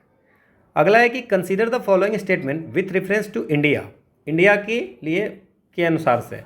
सो according to the micro small and medium enterprises development MSMED act 2006, अब 2006 में जो एक्ट MSMED बनी थी, इसमें आपको मीडियम और स्मॉल और आपको माइक्रो स्मॉल एंड मीडियम की डिफिनेशन दी हुई थी कि कितना कितना अगर आपको टर्नओवर होगा और इन्वेस्टमेंट होगा तो उसको मीडियम बोलेंगे, माइक्रो बोलेंगे। 14 साल के बाद 2020 में गवर्नमेंट ने इसको चेंज किया। ठीक है, सो 2020 में गवर्नमेंट ने इसको चेंज कर दिया इस डिफिनेशन को। तो इसमें बोल रहा है कि the medium enterprises those with investment in plant and machinery between 15 crore और 25 करोड़। ठीक है ना, 15 करोड़ मतलब कि इन्वेस्टमेंट 15 करोड़ का होगा, और बिटवीन 15 करोड़ से 25 करोड़ होगा। ठीक है ना, इन्वेस्टमेंट, तो उसको बोलेंगे मीडियम। बिल्कुल गलत है। ठीक है ना, ये जो है इन्होंने चेंज जो किया है, उस चेंज में क्या लाया है देखो। तो इसमें जो चेंज हुआ है उसमें 2 तरह से बात किया है कि इन्वेस्टमेंट कितनी होनी चाहिए और टर्नओवर कितनी होनी चाहिए। ठीक है, तो इसमें जो अगर आपको मीडियम की बात करो तो मीडियम में इन्वेस्टमेंट 10 करोड़ से कम और टर्नओवर मीडियम में क्या हो गया, 20 करोड़ से कम, और ये 100 करोड़ से कम। ठीक है, okay, so I did some wrong here. ये 10 करोड़ नहीं है, मीडियम के लिए जो इन्वेस्टमेंट होनी चाहिए वो लेस देन 50 करोड़, और जो टर्नओवर होना चाहिए वो लेस देन 250 करोड़। ठीक है, मैं इसको आपको लिख देता हूँ जो माइक्रो है। ठीक है, तो मैं यहाँ इन्वेस्टमेंट लिखता हूँ कितना होना चाहिए और टर्नओवर कितना होना चाहिए। ठीक है, सो माइक्रो है और स्मॉल है, ये 2020 से लागू हुआ है, और ये मीडियम है। ठीक है, सो माइक्रो में है इन्वेस्टमेंट जो है लेस देन 1 करोड़ होना चाहिए और टर्नओवर लेस देन 5 करोड़ होना चाहिए। याद रखना है आपको। ये यहाँ पे क्या है, 10 करोड़ है और ये 50 करोड़ है। लेस देन टर्नओवर 50 करोड़ होना चाहिए, मतलब इन्वेस्टमेंट आपकी 10 करोड़ की लेस से कम होनी चाहिए और आपको टर्नओवर 50 करोड़ से ये कम होनी चाहिए। ठीक है, और मीडियम में क्या हो गया, 50 करोड़ से कम है ना, और ये 250 करोड़ से कम प्लांट और मशीनरी में इन्वेस्टमेंट। तो ये 15 करोड़ से 25 करोड़ बोला, तो ये आपको गलत हो गया। ये आपको अकॉर्डिंग टू डेवलपमेंट 2006 में भी ये आपको 15 करोड़ से नहीं था। मैं आपको बता देता हूँ पहले कितना था। तो ये आपको था 20 करोड़ से 100 करोड़, मतलब पहले था 20 करोड़ से 20 करोड़ इन्वेस्टमेंट होनी चाहिए, लेस देन 20 करोड़ होना चाहिए एट द टाइम ऑफ 2006। ठीक है, अभी जो है नया पे ये है। तो ये according to the MSME 2006 act से पूछा है, तो आपको फिर भी ये गलत हो गया। ये नया में ये है। All bank loans to the MSME enterprises qualify under the priority sector. ठीक है ना, अब प्रायोरिटी सेक्टर आपको पता है, प्रायोरिटी सेक्टर लेंडिंग क्या होती है कि गवर्नमेंट ने कहा कि भाई ठीक है आपके पास आप लोन देते हो, सो लोन देते हो तो कुछ सेक्टर हैं जिसको आपको ध्यान देना है। ठीक है, सो अब प्रायोरिटी सेक्टर बोला कि लोन देना पड़ेगा, मतलब इन्होंने कहा कि भाई जो शेड्यूल कॉमर्शियल बैंक था और जो फॉरेन बैंक थे, है ना, फॉरेन बैंक थे, इनको कहा कि भैया आपको ना जो शेड्यूल कमर्शियल बैंक हो गए, जो पब्लिक बैंक या प्राइवेट बैंक कोई भी होगा या फॉरेन बैंक होगा। फॉरेन बैंक का मतलब हो गया जिसकी लेस देन 20 आपको होगा, है ना, तो आपको ठीक है ना, तो बट सीधे इन्होंने फॉरेन बोला है, सो लेस देन 20 ब्रांच की बात हो रही है। ठीक है ना, तो यहाँ पे क्या क्या है कि भाई आपको ना आपकी जितने भी लोन दोगे उससे 40% हम जो सेक्टर में बता रहे हैं वहाँ पे लोन देने पड़ेंगे। ठीक है, इन्होंने कहा, ठीक, गवर्नमेंट ने कहा। और बाकी जो इसमें जैसे आपको मान लीजिए कि बाकी जो है जैसे कि आपको रीजनल रूरल बैंक है या आपको स्मॉल फाइनेंशियल बैंक है, ठीक है। सो स्मॉल फाइनेंशियल बैंक है, या आपको इसमें पेमेंट बैंक नहीं होगा क्योंकि पेमेंट बैंक जो है सो लोन नहीं दे सकता है, सो इसमें लोन दे ही नहीं सकता है, तो इसमें पीएसएल प्रायोरिटी सेक्टर लेंडिंग नहीं एप्लीकेबल होगा, ठीक है ना। रूरल कोऑपरेटिव पे एप्लीकेबल नहीं होता है, और बाकी इसमें ये जो है आरआरबी एसएफबी है, इसमें इसको जितनी लोन देनी होती है उसकी 75% टू द प्रायोरिटी सेक्टर। अब प्रायोरिटी सेक्टर गवर्नमेंट डिसाइड करती है। अब उस प्रायोरिटी सेक्टर में कौन कौन है, जैसे प्रायोरिटी सेक्टर में आपकी हैं एग्रीकल्चर है, उसमें अभी गवर्नमेंट ने 3 ऐड किया है, ठीक है ना, तो इसलिए 3 न्यूज़ पे रहता है, ये न्यूज़ पे रहता है। एक स्टार्टअप को ऐड किया है और एक रिन्यूएबल एनर्जी को ऐड किया है, रिन्यूएबल एनर्जी का ये प्रायोरिटी सेक्टर में ऐड किया गया है, और एक हेल्थ सेक्टर में, हेल्थ का, ठीक है। तो ये 3 चीज़ को ऐड किया गया, इसलिए ये न्यूज़ में रहता है। नाउ एमएसएमई में क्या सारे को मिलता है? ऑल बैंक लोन्स जो एमएसएमई का होगा वो प्रायोरिटी सेक्टर में आएगा? नहीं, ऑल नहीं होगा। अब ये बहुत सारी कोचिंग इंस्टीट्यूशन ने ये आंसर दिया है कि ऑल बैंक लोन्स, है ना, बट इसमें क्या है ना कि जो आपको आरबीआई ने, तो ये दोनों गलत हो गया, सो नीदर 1 और 2। बहुत सारे लोग बोल रहे हैं कि बी इसका आंसर होगा, मैं आप इसका प्रूफ देता हूँ। ये आरबीआई की साइट पे लिखा हुआ है, all bank loans to MSME conforming to the above guideline qualify for classification under the priority sector. Above guideline मतलब ऊपर जो लिखा है उसको क्वालिफाई अगर कर रहा है तो सारे बैंक लोन जो होगा एमएसएमई को होगा। लेकिन अगर मान लीजिए इसका मतलब सारे इसमें कवर नहीं, ठीक है, तो जो एबव गाइडलाइन को फॉलो करता है वो सारे जो बैंक लोन होगा, है ना, उस एमएसएमई को। कुछ एमएसएमई है जो ये गाइडलाइन को फॉलो नहीं करते हैं तो उनको नहीं, तो all bank loan to MSME जो होगा वो नहीं होगा, ठीक है ना। सो आंसर नीदर होगा। सो agriculture, MSME, export credit, education, housing, social infrastructure, renewable. अब एग्रीकल्चर में भी है कि अभी क्या गवर्नमेंट ने कहा कि भाई ठीक है, जो आप प्रायोरिटी लोन दे रहे हो, है ना, उसमें लोन एग्रीकल्चर को दे रहे हो 18% जो है, 18% of the priority loans to agriculture, उसमें 8% आपको स्मॉल और मार्जिनल फार्मर्स को देने हैं। मतलब जितने एग्रीकल्चर को जितना पैसा आप दे रहे हो उसका, है ना, ठीक है ना, एग्रीकल्चर को आपको कितने देने हैं? 18% टोटल, मतलब 40% आप दे रहे हो, उसमें जितना पैसा दे रहे हो 18% किसको देंगे? एग्रीकल्चर को, और उस एग्रीकल्चर में से 8% आपको स्मॉल एंड मार्जिनल फार्मर को लोन देने हैं। मुझे लगता है इतना काफ़ी है, ठीक है ना, और इस पर भी क्वेश्चन आते हैं। अब देखो इसमें ये जो क्वेश्चन है वो है आपको with reference to the central bank digital currency consider the following statement. ये भी बड़ा न्यूज़ में चलता रहता है सेंट्रल बैंक डिजिटल करेंसी के बारे में। तो जो सेंट्रल बैंक डिजिटल करेंसी है वो it is possible to make payments in a digital currency without using US dollar और स्विफ्ट सिस्टम। अच्छा, ये स्विफ्ट सिस्टम जो है, या आपको यूएस डॉलर या स्विफ्ट सिस्टम में, तो डिजिटल करेंसी अगर आ गया तो बिना उसका यूज किए आप पेमेंट कर सकते हो, तो बिल्कुल सही है। इसमें स्विफ्ट पे हम लोगों ने क्वेश्चन भी बनाया था, ठीक है ना, हमने बात किया था कि जो ये स्विफ्ट है वो आपको क्रॉस बॉर्डर ट्रांजेक्शन के लिए है, ठीक है ना। तो ये न्यूज़ में इसलिए रहता है कि रशिया को बैन कर दिया गया है इसमें, है ना, तो रशिया को बैन किया गया है और ईरान पहले ही से बैन है, ठीक है ना। सो ये आपको इसलिए स्विफ्ट न्यूज़ में रहता है। सो बिना स्विफ्ट और यूएस डॉलर को यूज किए हुए आप क्या कर सकते हो? पेमेंट कर सकते हो। दूसरा इसका फ़ायदा क्या है कि digital currency can be distributed with a condition programmed into it such as a time frame of spending it. मतलब आप उस करेंसी में ये कर सकते हो कि आपको जो ये खर्चा करना है ये पर्टिकुलर टाइम पीरियड में करना है, मतलब 4 महीने, 6 महीने, 2 साल, 1 साल, तो ये आपको इसका फ़ायदा है, प्रोग्रामेबल कर सकते हैं। तो दोनों आपका डिजिटल करेंसी के रिगार्डिंग ये सही है, ये आपको एक्सप्लेनेशन में सब कुछ दिया हुआ है। अगला क्वेश्चन है कि इन the context of finance the term beta term क्या है? बस आपको थोड़ा सा समझ में आना चाहिए कि बीटा जो है ये वॉलेटिलिटी को मेजर करता है ना, जो सिस्टम का रिस्क होता है ना, तो ये जो है आपको ये स्टॉक मार्केट से रिलेटेड है। So a numeric value that measure the fluctuation volatility of a stock to change in the overall stock market में, तो ये बीटा है। ये टर्म न्यूज में था तो आपको ये याद रखना है, इससे ज़्यादा आपको दिमाग नहीं लगाना है, ठीक है, ये आपको एक्सप्लेनेशन में है। अगला है the proceed from disinvestment include. अब देखो, अब क्या है ना कि जो गवर्नमेंट की बजट होती है, बजट में तो उसमें रिवेन्यू भी होती है, कैपिटल भी होती है। सो गवर्नमेंट बजट में रिवेन्यू होती है, कैपिटल होती है। रिवेन्यू बजट कैपिटल में क्या हो गया? कैपिटल रिसीट और कैपिटल एक्सपेंडिचर। तो ये जो आएगा डिसइन्वेस्टमेंट में वो आएगा कैपिटल रिसिप्ट में। क्यों? मैं आपको इस बता देता हूँ। अब ये डिसइन्वेस्टमेंट न्यूज में है क्योंकि अभी 2023-24 की जो बजट हुई थी, 2023-24 के बजट में गवर्नमेंट ने सोचा है कि भाई हम कम से कम 51,000 करोड़ डिसइन्वेस्टमेंट से लेंगे। नाउ डिसइन्वेस्टमेंट क्या है? जैसे कि मान लीजिए कि जो पब्लिक सेक्टर इंटरप्राइजेज हैं, तो गवर्नमेंट की पब्लिक सेक्टर इंटरप्राइजेज हैं, तो गवर्नमेंट अपना जो शेयर है उसको सेल करती है, ठीक है। अब ये जो होती है डिसइन्वेस्टमेंट, वो आपको जैसे मान लीजिए कि क्यों करती है सेल भाई, गवर्नमेंट को पैसे चाहिए। किस लिए पैसे चाहिए? सोशल और इंफ्रास्ट्रक्चर प्रोजेक्ट जो है वो गवर्नमेंट को चलाने होते हैं, है ना। तो उसके लिए गवर्नमेंट को पैसे चाहिए, है ना। उससे क्या होगा कि अगर मान लीजिए कि जो सोशल चीज़ चलाती है गवर्नमेंट या इंफ्रास्ट्रक्चर बनाती है, वो अगर कर्ज से लेगी तो क्या हो जाएगा? फिजिकल डिफिसिट, है ना। ठीक है, तो आमदनी अठन्नी खर्चा रुपया वाला बात हो जाएगा। तो अगर मान लीजिए, आप सिंपल सा सोचिए कि मान लीजिए कि आपके पास पैसा नहीं है, ठीक है। सो आपके पास पैसा नहीं है तो आपको पैसा चाहिए, तो आप क्या करोगे? जा करके अपने घर की ज़मीन बेचोगे, ठीक है ना। मतलब पहले से जो संपत्ति आपने ली है उसी को बेचोगे ना। ऐसा तो है ना कि कर्जा लेते कितना कर्ज लोगे आप? कर्जा एक लिमिट तक लोगे ना। तो वही चीज़ें आपको यही होती है डिसइन्वेस्टमेंट में, कि आपके पास पैसा आएगा कहाँ से? टैक्स से लोगे। अब टैक्स से पूरा नहीं हो पा रहा है, ठीक है ना, तो आप कैसे करोगे? बेचोगे, ठीक है ना। सो अब तो वही होती है डिसइन्वेस्टमेंट।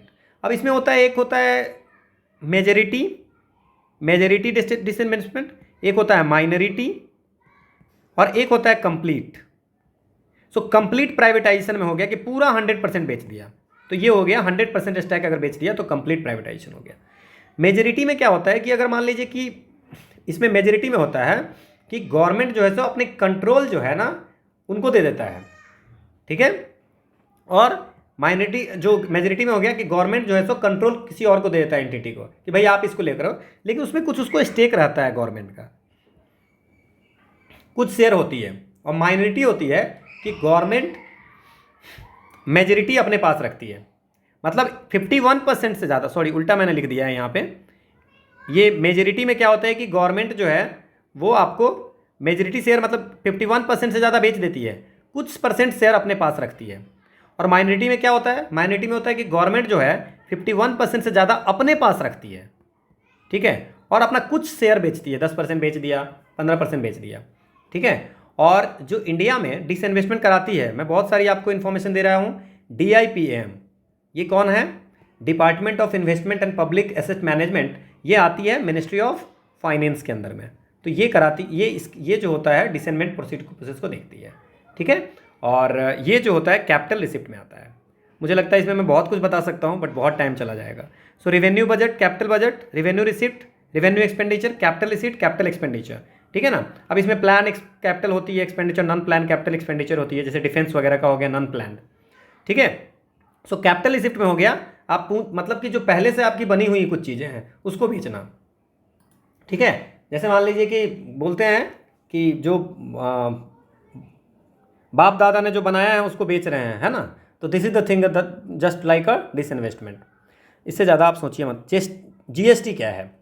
अब GST is an destination based consumption tax, origin based, destination based sale tax, origin based. देखो पहले तो ये ओरिजिन बेस्ड है नहीं, जो GST है वो डेस्टिनेशन बेस्ड है, ठीक है। तो ये डेस्टिनेशन बेस्ड है। जैसे मान लीजिए कि कोई भी प्रोडक्ट अगर बन रहा है कहाँ पे? मेड इन गुजरात, और ये सेल हो रहा है यूपी में, तो टैक्स किसके पास लगेगा? टैक्स कौन पे करेगा? यूपी में। समझ में आ गया? सो डेस्टिनेशन बेस्ड, जहाँ पे कंजम्पशन होगी, जहाँ पे कंजम्पशन होगी वहाँ पे इनका टैक्स लगेगा, ठीक है। सो गुड्स सर्विस कहाँ पे टैक्स लगेगा? जहाँ पे वो कंज्यूम्ड होगा, ओरिजिन पे नहीं। सो डेस्टिनेशन बेस्ड कंजम्पशन टैक्स, ठीक है। ये समझ गए? गुजरात में बना बट यूपी में जाकर के बिक गया और यूपी में सेल हो रहा है, यूपी में कंजम्पशन हो रही है, तो यूपी में टैक्स पे करने पड़ेंगे। ये आपको एक्सप्लेनेशन है। अगला है the sustain decrease in the general price level. अगर प्राइस लेवल घट गई तो क्या होगा? तो आपको पता है ये हो जाएगी डिप्लेशन। अगर sustained increase in price level ज़्यादा हो गया तो वो हो जाता है इन्फ्लेशन। और इन्फ्लेशन के साथ अगर मान लीजिए कि अनएम्प्लॉयमेंट हो गया, है ना, तो वो हो गया हाई अनएम्प्लॉयमेंट रेट हो गया, बहुत ज़्यादा मतलब नौकरी लोगों को नहीं है। सो इन्फ्लेशन प्लस अनएम्प्लॉयमेंट अगर ज़्यादा हो गया, अनएम्प्लॉयमेंट ज़्यादा हो गया तो दैट्स अ स्टैगफ्लेशन। और रिसेशन हो गया कि मतलब कि एकदम अगर मान लीजिए डाउन टर्म इकोनॉमिक एक्टिविटी चल रही, दैट्स अ रिसेशन। और आपको इसमें डिवैल्यूशन तो ये पैसे का होता है ना, अपने वैल्यू को गिराना, सो दैट्स अ डिवैल्यूशन। मुझे लगता है इतना काफ़ी है। अगला है the department of promotion of industry and internal trade has revised the base year index of 8 core industries having a combined weightage of about 40.27% in the index of industrial production. कौन निकालती है? DPIIT। और इसकी combined 8 कितने core industries है? 8 core industries, weightage कितनी है? 40.27। सो इसमें से कौन सा 8 कोर इंडस्ट्री में नहीं आती है? अब कौन कौन आती है मैं बताता हूँ। कोल आती है, रिफाइनरी प्रोडक्ट आता है, सीमेंट आता है, रबर वाला नहीं आता है। तो कौन सा नहीं आता है? रबर। लेकिन और बाकी कौन कौन आता है वो आपको पता होना चाहिए। One is natural gas, natural gas में आता है। इसके बाद आपको कौन सा आता है? क्रूड ऑयल, क्रूड ऑयल भी आता है। इसके बाद फर्टिलाइज़र आता है, इसमें फर्टिलाइज़र, फिर स्टील आता है। तो 3 इसमें हो गए, 4 ये हो गए, और बची कौन सी? इलेक्ट्रिसिटी। तो आपको ये पूरी याद रखनी है कि 8 कोर इंडस्ट्रीज में क्या क्या आता है, ठीक है ना। So index of industrial production निकालते हैं, उसमें कौन कौन सी इंडस्ट्री को कंसीडर किया जाता है वो क्वेश्चन है, ठीक है। ये एक्सप्लेनेशन है। अगला है कि which one of the following is considered as an agency function of commercial bank. Commercial bank का 2 फंक्शन होते हैं, one is the primary function और वन इज द सेकेंडरी। तो जो प्राइमरी फंक्शन होता है एजेंसी फंक्शन, उसमें होता है acceptance of deposit and advancing of loan, loan देना, है ना। और ये जो है क्या कहते हैं उसको, डिपॉजिट को एक्सेप्ट करना, ये एजेंसी फंक्शन है, ठीक है ना। इन्वेस्टमेंट ऑफ सरप्लस फंड, या आपको इसमें इनकम टैक्स को ओवरड्राफ्ट फैसिलिटी, ओवरड्राफ्ट फैसिलिटी जो है वो आपको सेकेंडरी फंक्शन है, ठीक है ना। इसके बाद आपको, ठीक है, तो ये आप याद रखेंगे, ये आपको दी हुई है। अगला है कि which one of the following forms of money supply is considered as the most widely used in Indian monetary system. सबसे ज़्यादा क्या कौन सा यूज, ठीक है। तो अब इसको समझाने में कम से कम आधे घंटे लगेंगे, बट मैं थोड़ा सा आपको बता देता हूँ, है ना। देखो इसमें क्या क्या होता है। One is M0, M1, M2, M3 और M4, ये तरह ये है आपको, ठीक है। सो आप M0 क्या होता है? M0 को बोलते हैं रिजर्व मनी। क्या बोलते हैं? रिजर्व मनी, ठीक है। और जो M1, M2 है उसको मैं बोलते हैं नैरो मनी, नैरो मनी। और M3, M4 को बोलते हैं आपको ब्रॉड मनी। ये सब क्वेश्चन बन सकते हैं, ब्रॉड मनी। अब इसमें क्या है, इसको M3 को आप एग्रीगेट मनी सप्लाई भी बोलते हैं। अगर एग्रीगेट कहीं पे दे रहा है, सो एग्रीगेट मनी सप्लाई कौन सा होगा? सो एग्रीगेट मनी सप्लाई आपको हो जाएगा, वो हो जाएगा आपको M3। सो इसमें अगर आप most widely used in the Indian monetary system, तो वो M3 हो जाएगा। लेकिन मैं चीज़ें और भी बता देता हूँ, ठीक है ना। अब देखो इसमें क्या होता है, जैसे कि आपको करेंसी इन हैंड, है ना। सो M0 में क्या होता है पहले, ठीक है। सो M0 में होता है जितने भी क्वाइन हैं, रुपी नोट्स हैं, या बैंक में जो आपको डिपॉजिट है ना, जितने भी रुपीज़ या क्वाइन नोट हैं जो बैंक में या गवर्नमेंट के पास में है, या वॉल्ट कैश में है, ठीक है ना, वो सारी आपको जो है सो, है ना, करेंसी इन हैंड बैंक में जो है, और वॉल्ट कैश है, वो सब आ जाएंगे रिजर्व मनी में, ठीक है। M1 में क्या आ जाएगा? M1 में आ जाता है आपको currency notes and coin, currency notes and coin, plus क्या आ जाएगा आपको? ये आपको CAS है। नाउ व्हाट इज CAS है? देखो one is a time liabilities, time liabilities. I am trying कि आपको ज़्यादा से ज़्यादा इसमें कॉन्सेप्ट समझा दूँ, है ना। सो टाइम लायबिलिटीज में होता है रिकरिंग डिपॉजिट और फिक्स डिपॉजिट, ठीक है। और एक होता है डिमांड लायबिलिटीज ऑफ बैंक। तो इसमें होता है आपको करेंट अकाउंट और सेविंग अकाउंट, ठीक है। सो इसमें जो आपको M1 में आता है नैरो मनी में, वो करेंसी, ठीक है ना, करेंसी नोट्स और कॉइन हो गया, और demand deposit of commercial bank. Demand deposit मतलब current account and saving account. फिर M2 में क्या आएगा कि इसमें आपको जो M2 में आ जाता है, आपको जो इसमें है वो तो आएगा ही आएगा, तो M1 में तो जो है वो आएगा ही आएगा, मतलब कि currency in hand, currency notes and coin जितने भी होंगे। और इसके बाद इसमें क्या आ जाता है, CAS से तो होंगे ही होंगे, करेंट अकाउंट सेविंग अकाउंट में जो भी होंगे। और इसके बाद इसमें आ जाता है डिमांड डिपॉजिट जो है आपको saving account of post office. So saving account जो है सो पोस्ट ऑफिस का इसमें आ जाता है, ठीक है। सो पोस्ट ऑफिस का जो होगा डिमांड डिपॉजिट, है ना, ऑफ कमर्शियल बैंक तो होगा ही होगा, और पोस्ट ऑफिस का भी हो जाएगा इसमें, ठीक है। सो इसमें पोस्ट ऑफिस का ऐड कर देंगे, ठीक है।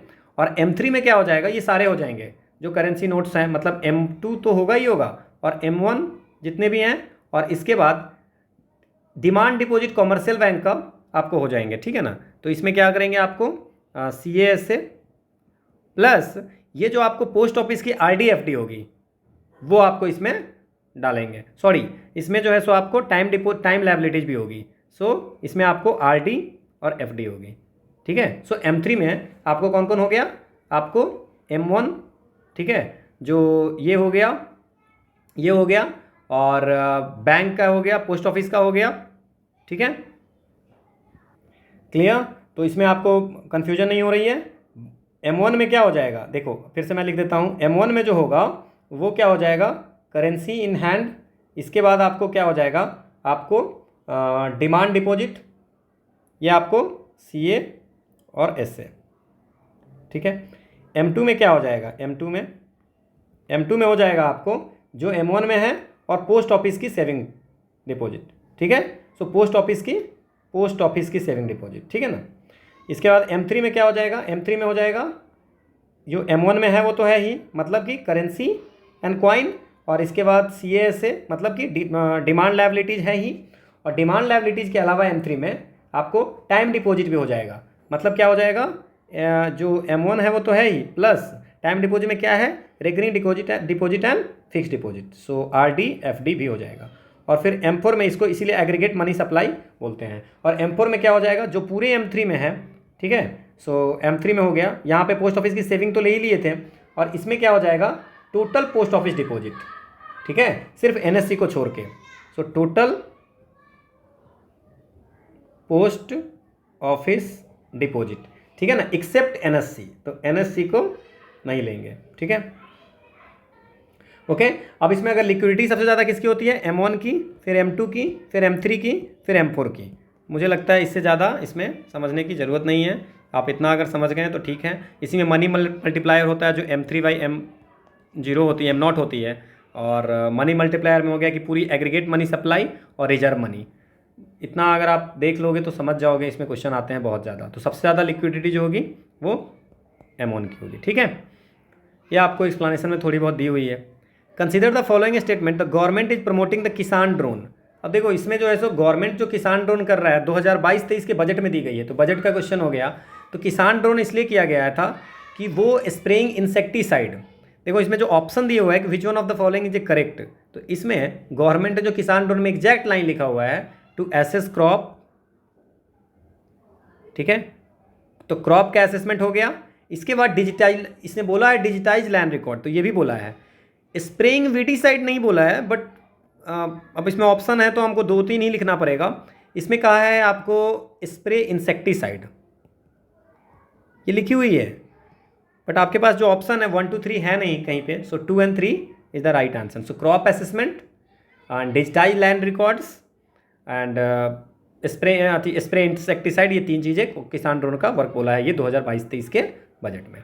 अगला है कि the insolvency and bankruptcy board of India कब इस्टेब्लिश हुआ था। ये इंसॉल्वेंसी एंड बैंक्रप्सी कोड कब आया था, 2016 में, उसी के तहत बनाया गया था insolvency and bankruptcy board of India, ठीक है। अगला है कि which one of the following terms denotes the inputs in terms of tool, machine, building, raw material and money in hand required at any stage of production. कोई production आपको करनी है तो क्या होगा, आपको कैपिटल होनी चाहिए, तो होती है फिजिकल कैपिटल, ठीक है। सो फिजिकल कैपिटल 2 तरह का होता है, one is a working capital और एक होता है फिक्स्ड कैपिटल, ठीक है, और एक होता है human capital.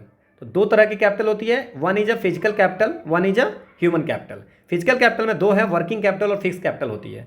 So working capital क्या हो गया कि आपको कुछ लिक्विड एसेट, कुछ पैसे रखने पड़ेंगे, जैसे कुछ कैश रखने पड़ेंगे, है ना, कुछ पैसे तो रखने पड़ेंगे ना, सो दैट्स अ वर्किंग कैपिटल काम करने के लिए।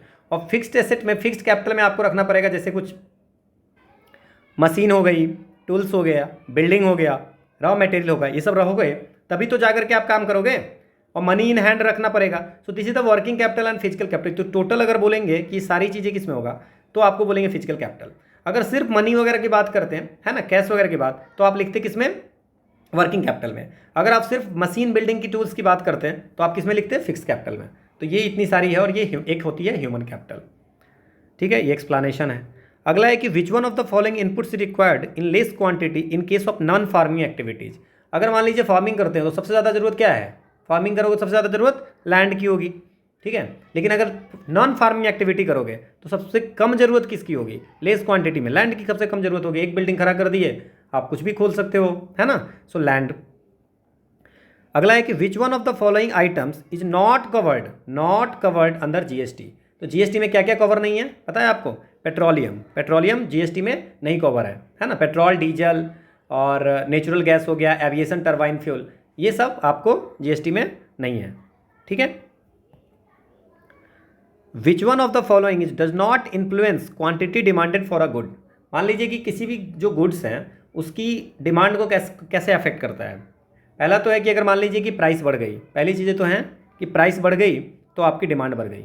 ठीक है ना, गुड्स की जो प्राइस है, मान लीजिए कोई भी चीज़ आप खरीदने जाते हैं उसकी प्राइस बढ़ गई। दूसरा चीज़ है कि उसकी जो कॉम्प्लीमेंट्री गुड्स की प्राइस बढ़ गई। जैसे मान लीजिए कि अगर पेट्रोल का पैसा बढ़ गया है ना, सो पेट्रोल की पैसे बढ़ गई तो कार की थोड़ी सी बिक्री कम होगी, डिमांड कम होगी, है ना, क्योंकि पेट्रोल बहुत महंगा हो गया है। तो this is the complementary goods, है ना। सो कम्प्लीमेंट्री गुड्स का भी बढ़ जाने पे डिमांड पे इफेक्ट होता है। ठीक। इसके बाद सब्स्टिट्यूट गुड्स, मान लीजिए कि कॉफ़ी अगर सस्ती हो जाए तो लोग क्या करेंगे, कॉफ़ी पियेंगे, चाय नहीं पियेंगे, है ना। तो वो हो गया सब्स्टिट्यूट गुड। मतलब इसके अलावा इसमें जैसे मान लीजिए दो कंपनी एक ही चीज़ बेचती है, अगर एक कंपनी उसी चीज़ को अगर सस्ती कर देगी तो दूसरी कंपनी के डिमांड पे इफेक्ट पड़ेगा। सो सब्स्टिट्यूट गुड्स का जो है आपको भी इफेक्ट है। Input into production of goods, ये इसमें नॉट इन्फ्लुएंस नहीं करता है। सो आंसर 1 2 ये डी हो जाएगा। ठीक है।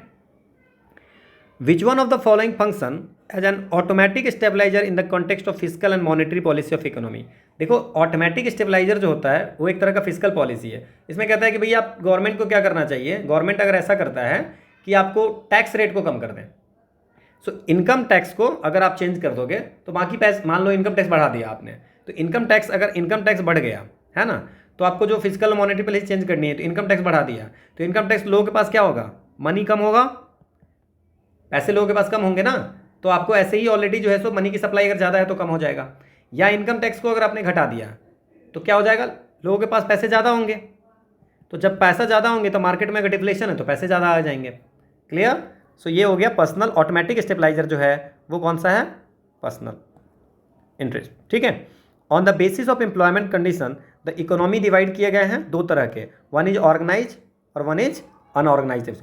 On the basis of employment condition, तो एम्प्लॉयमेंट कंडीशन पब्लिक और प्राइवेट नौकरी होगी नहीं, सीजनल एंड डिस्गस्ट होगी नहीं, प्राइमरी सेकेंडरी और टर्सरी सेक्टर नहीं होगी। सो एम्प्लॉयमेंट कंडीशन के अकॉर्डिंग जो है वो ऑर्गेनाइज एंड अनऑर्गेनाइज सेक्टर है। अगला है the price declared by the government every year before the sowing session, sowing session से पहले to provide incentive to the farmer, क्या होता है उसको, मिनिमम सपोर्ट प्राइस, हमने बात की थी। ठीक है। अगला है if the RBI decides to adopt an expansionist monetary policy which of the following will not do, मतलब एक्सपेंशनिस्ट मॉनेटरी पॉलिसी करनी है। ठीक है।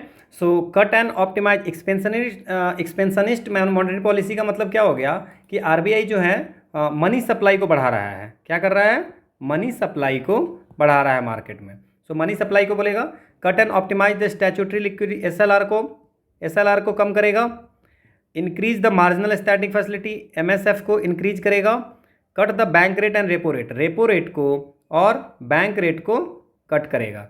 तो ये आपको एसएलआर को कट करेगा, रेपो रेट को और बैंक रेट को भी कट करेगा, एमएसएफ को भी कम करेगा। सो ये आपका कौन सा नाम काम नहीं करेगा, ये नहीं करेगा। सो आंसर क्या हो जाएगा, 2 ओनली। ठीक है। अब क्या है कि ये सारी टर्म मैं अगर आपको समझाऊं तो कैसे कर सकता हूँ।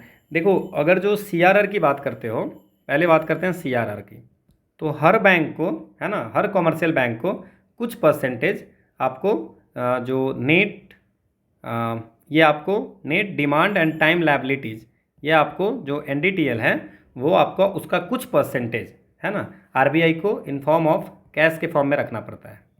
वो हो गया सीआरआर। तो अगर मान लीजिए कि अगर पैसा मार्केट में बढ़ाना है तो हम बोलेंगे बैंक को कि भाई आप कम पैसा रखो।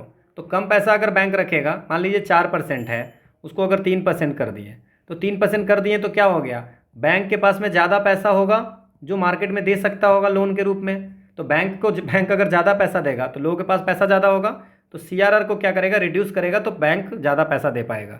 तो सीआरआर का ये हो गया। तो सीआरआर को आपको क्या करना होगा, रिड्यूस करेगा तो एक्सपेंशनिस्ट हो गई। ठीक है ना। इसके बाद आपको बात करते हैं एसएलआर।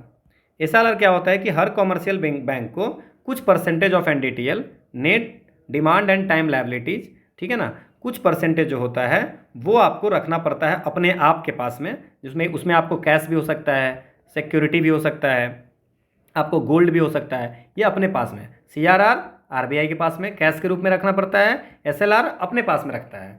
तो अगर मान लीजिए कि 19% रखनी है, लेट अस अज्यूम, अगर मान लीजिए कि गवर्नमेंट ने कहा कि आरबीआई ने कहा कि 18% रखो, तो अगर 18% रखना होगा तो 1% जो होगा उसके पास में वो तो पूंजी हो जाएगा बैंक का, तो वो पैसा क्या करेगा, मार्केट में वो लोन देगा। ठीक है, तो लोन देगा तो क्या होगा, लोगों के पास पैसे ज़्यादा आएंगे। सो एसएलआर को कम अगर करते हैं तो आपको एक्सपेंशनिस्ट मॉनेटरी पॉलिसी, मतलब इतना समझ जाओ, एक्सपेंशनिस्ट मतलब मनी सप्लाई को बढ़ाना है, लोगों के पास पैसे देने हैं, मतलब लोन जितना ज़्यादा दो। तो लोन देने के लिए क्या करो, बैंक के पास पैसा रहेगा तभी तो आप सीआरआर को घटा सकते हो, एसएलआर को घटा सकते हो। इसके बाद बैंक रेट को क्या करोगे, देखो बैंक रेट होता है जैसे कि आरबीआई जो कमर्शियल बैंक को जैसे आरबीआई जो कमर्शियल बैंक को लोन देती है, एसबीआई, ठीक है ना, तो आरबीआई कमर्शियल बैंक को लोन देती है 90 डेज या उससे ज़्यादा के लिए, लॉन्गर टाइम के लिए, तो उसको क्या होता है, बोलते हैं बैंक रेट। अब बैंक रेट मान लीजिए कि बैंक रेट को अगर मान लीजिए कम पैसा में लोन देंगे, आरबीआई देती है किसी को पैसा बैंक कमर्शियल बैंक को, तो अगर कमर्शियल बैंक को अगर लोन कम इंटरेस्ट देगा तो ज़्यादा पैसा लेगा, तो ज़्यादा पैसा लेगा तो ज़्यादा पैसा बांटेगा, तो क्या करेंगे, आपको बैंक रेट को आरबीआई अगर कम करती है तो भी एक्सपेंशनिस्ट मॉनेटरी पॉलिसी हो गया। क्लियर, आपको ये सब चीज़ें से क्वेश्चन आती हैं और आपको ये समझ में आना जरूरी है। फिर रेपो रेट है, रीपर्चेज ऑप्शन रेट इसको बोलते हैं। तो अगर मान लीजिए कि ये आरबीआई जो होगा, ये भी आरबीआई लोन देती है कमर्शियल बैंक को शॉर्टर पीरियड के लिए, है ना, सो 90 दिन से कम दिन के लिए, 90 दिन से कम के लिए, और बैंक रेट होता है इसमें ज़्यादा दिन के लिए देता है। सो आरबीआई अगर मान लीजिए किसी को पैसे दे रही है, अगेन द सेम थिंग, ठीक है ना, तो अगर लोन दे रही है तो लोन अगर कम रेट पे देगी तो ज़्यादा लोन लेगा बैंक, ज़्यादा लोन देगा तो फिर वो पैसा उसके पास ज़्यादा होगा, पैसा ज़्यादा होगा तो क्या करेगा, लोगों को वो लोन देगा, तो लोगों के पास अल्टीमेट पैसा आ जाएगा। That's a monetary policy, expansionist monetary policy. तो कट बैंक रेट और रेपो रेट को कम करेगा। अब क्या है, marginal standing reverse repo rate में अपोजिट हो जाता है ना, कि कॉमर्शियल बैंक जो है वो क्या करता है, the rate at which commercial bank kept their money with RBI. RBI, अब मान लीजिए बैंक के पास पैसा है पड़ा हुआ, कोई लोन ले नहीं रहा है, तो क्या करेगा, वो आरबीआई के पास देगा, तो आरबीआई कुछ तो इंटरेस्ट देगा ना, that's a reverse repo rate. अब रिवर्स रेपो रेट अगर रहता तो क्या करते, रिवर्स रेपो रेट रहता, मान लीजिए कि रिवर्स रेपो रेट आरबीआई ने बोला कि हमारे यहाँ पैसा रखोगे तो मैं 5% तुमको इंटरेस्ट दूंगा। अब क्या हो गया कि अब 5% इंटरेस्ट दूंगा, तो आरबीआई क्या करेगा, बोलेगा अच्छा ये तो सारे लोग मेरे पे ही पैसा रख रहा है, मार्केट में पैसा ही नहीं बांट रहा है, लोगों के पास पैसा है नहीं, तो बोलेगा अब मैं 3% दूंगा। तो 3% देगा तो लोग कहेगा, अब बैंक सोचेगी कि भाई 3% आरबीआई दे रहा है, उससे बढ़िया हम लोगों के पास पैसा दे, तो लोगों के पास वो पैसा देगा। तो अल्टीमेट अगर रिवर्स रेपो रेट को भी अगर वो रिड्यूस करेगा तो लोगों के पास पैसा जाएगा। तो आप याद रखें, सीआरआर हो, एसएलआर हो, बैंक रेट हो या रेपो रेट हो, इसको रिड्यूस करने पे मार्केट में मनी सप्लाई बढ़ेगी। अब मार्जिनल स्टैंडिंग फैसिलिटी क्या होता है, ये फैसिलिटी जो है, जो कमर्शियल बैंक ओवरनाइट के लिए लोन ले सकता है, ठीक है ना, ठीक है ना, अगर मान लीजिए उसके पास पैसे नहीं है ना, सो ओवरनाइट के लिए, ठीक है, मतलब कि उसको मॉर्निंग में फिर पे करना पड़ेगा, ठीक है। सो इसमें क्या होता है, इसमें ये होता है जैसे कि मान लीजिए कि इसमें क्या होता है कि ओवरनाइट के लिए एमएसएफएल मार्जिनल स्टैंडिंग फैसिलिटी, इसमें क्या होता है कि आपको बिना मॉर्गेज के, विदाउट मॉर्गेज, है ना, ये 2011 में इंट्रोड्यूस हुआ था, और ये जो है सो विदाउट मॉर्गेजिंग एनीथिंग, और ये आरबीआई से लोन ले सकता है, वो उसको बोलते हैं क्या बोलते हैं उसको, मार्जिनल स्टैंडिंग फैसिलिटी, बिना मॉर्गेज के ओवरनाइट के लिए, ये भी आरबीआई से लेगा। तो अगर आरबीआई से लोन ले रहा है और आरबीआई जो है सो एमएसएफ रेट बढ़ा देगा, ठीक है ना, ठीक है ना, कितना ले सकता है लोन, 2% ऑफ एनडीटीएल, उसके पास जो भी पैसा है नेट, है ना, नेट डिमांड टाइम लायबिलिटीज में, उसका 2% वो पैसा ले सकता है, ठीक है, कमर्शियल बैंक ओवरनाइट के लिए। तो मान लीजिए उसका रेट अगर वो बढ़ा दिया आरबीआई, तो रेट अगर बढ़ा दिया तो आप देख रहे हो कि सब में रेट कम ही करने हैं, रेट अगर बढ़ा दिया तो फिर वो पैसा लेगा नहीं, समझ रहे हो ना, तो ये आपका होगा नहीं, आपका आंसर जो होगा सो नॉट पूछ रहा है तो 2 होगा, मैंने इसमें कम से कम 5-10 क्वेश्चन का करा दिया, ठीक है। So in India which of the following can be considered as public investment in agriculture, अगर एग्रीकल्चर में पब्लिक इन्वेस्टमेंट किसको बोलेंगे, अब देखिए ये क्वेश्चन है कि एग्रीकल्चर में पब्लिक इन्वेस्टमेंट किसको बोलेंगे। So fixing minimum support price for agriculture producer all कर, सारे क्रॉप्स के लिए अगर एमएसपी दे देंगे तो इन्वेस्टमेंट थोड़ी ना है, वो इन्वेस्टमेंट नहीं है एग्रीकल्चर में, ठीक है, वो तो आप इंसेंटिव दे रहे हो। Computerisation of primary agriculture credit society, अगर आप प्राइमरी एग्रीकल्चर क्रेडिट सोसाइटी को कंप्यूटराइजेशन कर दोगे तो सही रहेगा ना, लोन वोन ज़्यादा ठीक से मिलेगा, तो ये पब्लिक इन्वेस्टमेंट कह सकते हैं एग्रीकल्चर में। Social capital development, social capital की डेवलपमेंट करेंगे, सामाजिक पूंजी का विकास करेंगे, तो ये भी आपको इन्वेस्टमेंट हो गई। फ्री इलेक्ट्रिसिटी, सब फ्री का कोई भी चीज़ जो है इन्वेस्टमेंट नहीं होती है, ठीक है ना। सो फ्री की कोई भी चीज़ इन्वेस्टमेंट नहीं होती है। So free electricity supply to farmers, this is not a investment, ये बर्डन है गवर्नमेंट पे। Waiver of agriculture loan, loan को माफ़ कर देंगे तब तो फिर दोबारा लोन लेगा। अभी देख लीजिए कितने लोग लिए हुए हैं, ये भी नहीं होगा। सो 5 नहीं होगा, तो 5 नहीं होगा तो वैसे भी अगर आपका आंसर हो जाएगा 2, 3 and 6। Setting up a cold storage facility, बिल्कुल ये पब्लिक इन्वेस्टमेंट हो गई कि अगर आप इसमें कोल्ड स्टोरेज फैसिलिटी खोल देते हो तो उसका बेनिफिट उनको मिलेगा, ठीक है। सो ये हो गया आपका, ठीक है, ये आंसर की है। अगला है कि which of the following factories policy were affecting the price of rice in India in the recent past. Rice की प्राइस अगर बढ़ गई घट गई तो वो कौन सा फैक्टर इफेक्ट करेगा? Minimum support price, government trading, government stockpiling, consumer subsidy. देखो अब ये क्या है कि राइस का हाल के बीते दिनों में निम्नलिखित से कौन से कारक, कौन सी नीतियां भारत में चावल के मूल्य को प्रभावित कर रही थी, चावल का मूल्य को प्रभावित कर रहा था। पहला चीज़ तो है कि minimum support price. Minimum support price अगर आप दे रहे हो चावल पे तो क्या हो रहा है कि सारा लोग जो है तो चावल ही कर रहा है, तो सारा लोग चावल उपजाएंगे तो चावल का प्राइस तो इफेक्ट होगा ही होगा। क्लियर। सो अब आप देख लीजिए सबसे ज़्यादा जो है सो पंजाब हरियाणा में चावल की खेती होती है ना। सो मिनिमम सपोर्ट प्राइस के कारण ही होता है कि ये तो उसको पता है कि इतने में बिकेगा ही बिकेगा, ठीक है। सो मिनिमम सपोर्ट प्राइस के कारण ये जरूर हो रहा था, ठीक है। इसके बाद सरकार, मान लीजिए कि अगर सरकार चावल को यहाँ से लेकर के बेच रही है, ठीक है ना, तो सरकार अगर व्यापार करेगी तब भी जो है सो चावल का प्रभावित होगा। मान लीजिए सारा, जैसे भी कुछ दिन पहले यूक्रेन से गेहूँ बेच रहे थे तो यहाँ गेहूँ की प्राइस बढ़ गई थी। सो ये गवर्नमेंट ट्रेडिंग से भी होगा। अगर मान लीजिए गवर्नमेंट स्टॉक पिलिंग कर लिया, मतलब कि सारा को रोक कर रख लिया, कोई भी स्टॉक पिलिंग भंडारण कर लेगा तो आपको जो है सो उससे प्राइस इफेक्ट होगा ही होगा।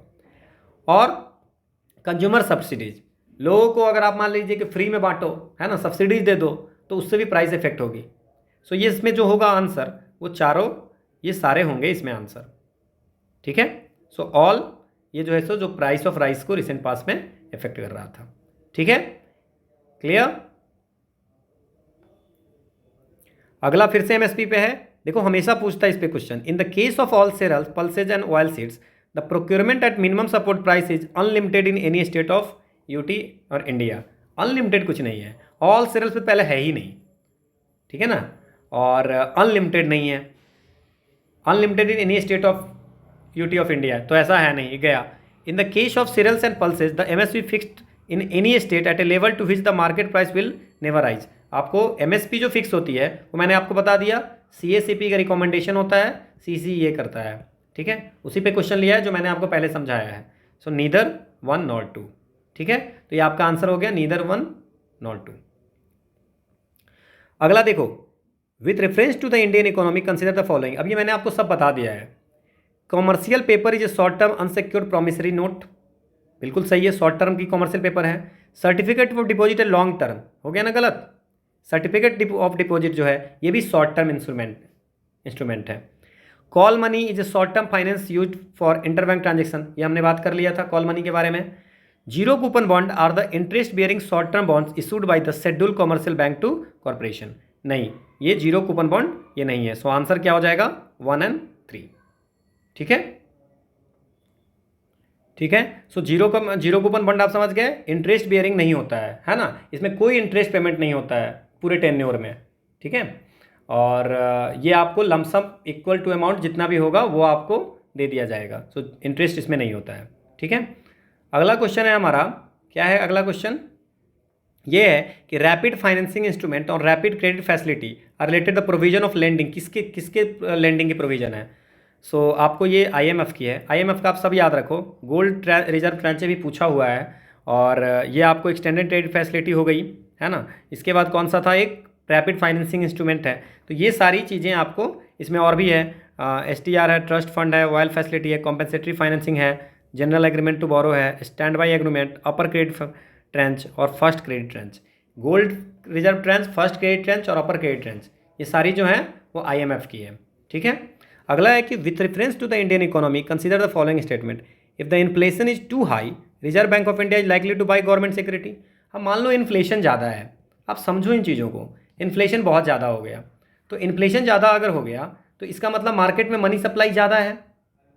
तो मनी सप्लाई ज़्यादा है तो आरबीआई क्या करेगा, मनी सप्लाई को कम करना चाहेगा। ठीक है ना, मनी सप्लाई को क्या करेगा, आरबीआई का क्या काम है कि मनी सप्लाई को कम करना। ठीक है, अब ये अगर गवर्नमेंट सिक्योरिटी खरीदता है लोगों से, मान लीजिए गवर्नमेंट सिक्योरिटी लोगों के पास में है, तो लोगों से अगर खरीदेगा तो लोगों को पैसा देगा, तो जब पैसा देगा तो मनी सप्लाई बढ़ गया ना, तो ये तो होगा ही नहीं। देखो बस सोचना है, जितना हमने आपको पढ़ाया है उससे बाहर के क्वेश्चन नहीं आएंगे, इसी टाइप के क्वेश्चन आते हैं। ये गया पहला, पहला जैसे ही गया तो ये आंसर हो गया। बाकी पे भी हम लोग बात कर लेते हैं। वैसे if the rupee is rapidly depreciating RBI is likely to sell dollar in the market. देखो रूपी अगर डिप्रिसिएट कर रहा है तो डॉलर को बेचेगा। डॉलर को बेचने का मतलब ये होता है कि भाई डॉलर की वैल्यू नहीं है, लो भाई हम बेच रहे हैं, इसको बेच रहे हैं मतलब उसका वैल्यू नहीं है। ठीक है ना, तो रूपी जो है अप्रिसिएट करेगा। अभी थोड़ी देर पहले मैंने आपको बताया था कि जब डॉलर मार्केट से खरीदने लगेगा तो रूपी क्या हो जाएगा, अप्रिसिएट हो जाएगा। अभी बात किए थे, तो ये आपको हो गया, ये सही है। If interest rate in the US और European union were to fall that is likely to induce RBI to buy dollar. बिल्कुल सही है, अगर वहाँ पे इंटरेस्ट रेट अगर यूएस और इसमें होगा तो यहाँ पे आरबीआई को डॉलर खरीदना पड़ेगा। ठीक है, अगला है with reference to the expenditure made by an organisation और company which of the following statement is correct. कौन सा सही है, एक्वायरिंग न्यू टेक्नोलॉजी या कैपिटल एक्सपेंडिचर। बिल्कुल सही है, अगर आप टेक्नोलॉजी नहीं ला रहे हो दैट से आप पूंजी ला रहे हो ना, उससे आपको फायदा होगा। सो एक्वायरिंग न्यू टेक्नोलॉजी ये कैपिटल एक्सपेंडिचर है। डेब्ट financing is a considered capital expenditure, नहीं, अगर आप डेब्ट की फाइनेंसिंग कर रहे हो तो वो उसको कैपिटल एक्सपेंडिचर हम लोग नहीं मानेंगे। तो और equity financing considered revenue expenditure, दोनों उल्टा पुल्टा लिखा है। So answer is one only. ठीक है, अगला क्वेश्चन है इन India which one of the following is responsible for maintaining price stability by controlling inflation. कौन करता है ये आपको काम, कौन करता है, आरबीआई। आरबीआई प्राइस को कंट्रोल करता है। अगला क्वेश्चन है the governor of the reserve bank of India is appointed by the central government. ठीक है, तो क्या सेंट्रल गवर्नमेंट के द्वारा अपॉइंट की जाती है। So the governor of reserve bank of India is appointed by the central government. The certain provision in the constitution of India give the central government the right to issue direction to the RBI in public interest. So certain provision in constitution, संविधान में ऐसा लिखा हुआ है नहीं। ठीक है ना, संविधान में ऐसा कुछ नहीं लिखा हुआ है। आरबीआई के रूल बुक में लिखा हुआ है कि सेंट्रल गवर्नमेंट के पास कुछ डायरेक्शन आरबीआई को पब्लिक इंटरेस्ट में दे सकती है। So this is not written in constitution of India. तो आप देखो ऐसे ही पहले क्वेश्चन आते थे जिसको लोग बोलते थे बस काट करके आंसर आ जाएंगे आपको। The governor of the RBI draws his power from the RBI act, बिल्कुल सही है। ठीक है, इसके बाद अगला क्वेश्चन है with reference to the casual worker employed in India consider the following statement. क्या है पहला, ऑल कैजुअल वर्कर है entitle for employ provident fund. आपको पता है कि सारे कैजुअल वर्कर नहीं है ना, तो ऑल तो गया, तो पहला तो ऐसे ही कैंसिल हो गया, तो पहला कैंसिल हो गया। ऐसे ही पहले लोग बना लेते थे। ठीक है ना, तो यूपीएससी ने चीज़ को ख़त्म कर दिया। All casual workers are entitle for regular working hours and overtime payment, ये हम लोगों ने पढ़ा है, ये सही है। The government can by a notification specify that an establishment और industry shall pay wages only through the its bank. हाँ बिल्कुल, ये हम लोगों ने पढ़ा था, है ना, पेमेंट ऑफ वेजेज एक्ट में, कि गवर्नमेंट नोटिफिकेशन से ये बता सकती है कि आप बैंक अकाउंट से पे करो या जैसे भी कैसे पे पेज करोगे, वेज को कैसे पे करोगे। सो आंसर 2 और 3 सही होगा। ठीक है, अगला क्वेश्चन है, देखो फिर से क्वेश्चन पूछा which among the following steps is most likely to be taken at the time of economic recession. Economic recession है, क्या करोगे आप, इकोनॉमिक रिसेशन है तो टैक्स को कट कर लोगे, cut in tax rate accompanied by increase in, और इंटरेस्ट रेट, टैक्स को कट करोगे और इंटरेस्ट रेट को इंक्रीज कर दोगे। अरे रिसेशन है, लोगों के पास पैसे नहीं है तो इंटरेस्ट रेट को बढ़ा दोगे तो फिर पैसे कहाँ से लेंगे, बैंक पैसा देगी ही नहीं, बैंक से लोग लेगा ही नहीं, है ना। तो ये टैक्स रेट में आपको इंक्रीज नहीं कर सकते हो, तो ये तो गलत हो गया। इंक्रीज इन टैक्स रेट बढ़ा दिया तो और लोगों से पैसा आप छीन रहे हो, तो आपको करने तो पड़ेंगे टैक्स रेट को कट और इंटरेस्ट रेट को लेस। ठीक है ना, तो ये इंक्रीज टैक्स रेट को इंक्रीज कर दोगे तो लोगों के पास पैसे और कम बचेंगे। Reduction of expenditure on public project, नहीं, जब आपको इकोनॉमिक रिसेशन आती है ना, तो उसमें क्या होता है कि आपको पब्लिक प्रोजेक्ट पे एक्सपेंडिचर आपको ज़्यादा करने होते हैं। ठीक है ना, जब रिसेशन है, क्योंकि लोगों का उससे भी काम चलता है। गवर्नमेंट अगर पब्लिक एक्सपेंडिचर पे ज़्यादा खर्च कर रही है तो ये आंसर होगा। मतलब एक तो अपना ही कराफ है ना, और उसके बाद गवर्नमेंट भी काम करना बंद कर दे, ऐसा थोड़ी ना होगा, तो ये गलत हो गया। ठीक है, अगला क्वेश्चन है other things remaining unchanged, market demand for a good might increase. Market demand कब बढ़ेगा? अब मैंने ये बता दिया था आपको पूरा कि अगर सब्सटीट्यूट का might increase if price of substitute increase, ठीक है, सब्सटीट्यूट का प्राइस इंक्रीज कर जाएगा। तो मान लीजिए कि जो कॉफ़ी का दाम बढ़ गया तो चाय का तो होगा ही होगा। Price of complement increases, increment, ठीक है ना। तो other things remaining unchanged, market demand for a good might increase, बढ़ जाएगा। कब बढ़ जाएगा? Price of its complement increases, उसके कंप्लीमेंट का इंक्रीज कर जाएगा तो उसकी डिमांड बढ़ेगी घटेगी? अभी हमने पढ़ा था कि अगर पेट्रोल की प्राइस बढ़ेगी तो गाड़ी की प्राइस बढ़ेगी थोड़े ना, घटेगी वो, ठीक है ना। गाड़ी की demand, the good of is an inferior good and income of the consumer increases, might increase if the good is inferior good. अगर इन्फेरियर गुड होगा तो, और तो ये होगा नहीं आपको। सो क्या other thing remaining change, the goods market demand for a good might increases if it's price fall. अगर प्राइस फॉल हो जाएगा तो डिमांड बढ़ जाएगा, और सब्सटीट्यूट का प्राइस अगर इंक्रीज करेगा तो आपको इसकी डिमांड, जैसे मान लीजिए आप चाय पीते हो, चाय की डिमांड बढ़ जाएगी कब? जब आपकी कॉफ़ी की डिमांड, कॉफ़ी की प्राइस बहुत ज़्यादा होगी तो चाय की डिमांड बढ़ जाएगी, ठीक है ना।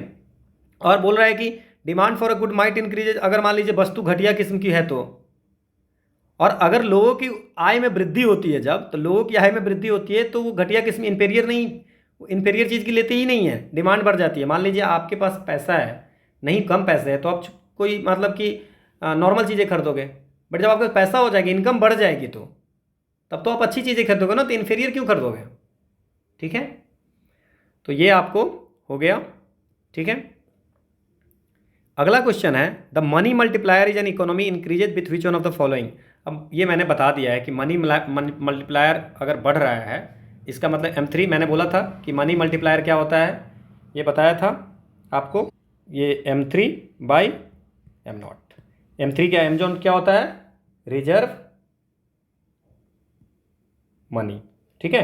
और M3 क्या हो गया आपको? एग्रीगेट मनी सप्लाई, ठीक है। तो ये अगर बढ़ जाएगा, और एग्रीगेट मनी सप्लाई में मैंने बात किया था करेंसी, है ना, और क्वाइन। इसके बाद बात किया था CAS से, करेंट अकाउंट सेविंग अकाउंट में जो होगा।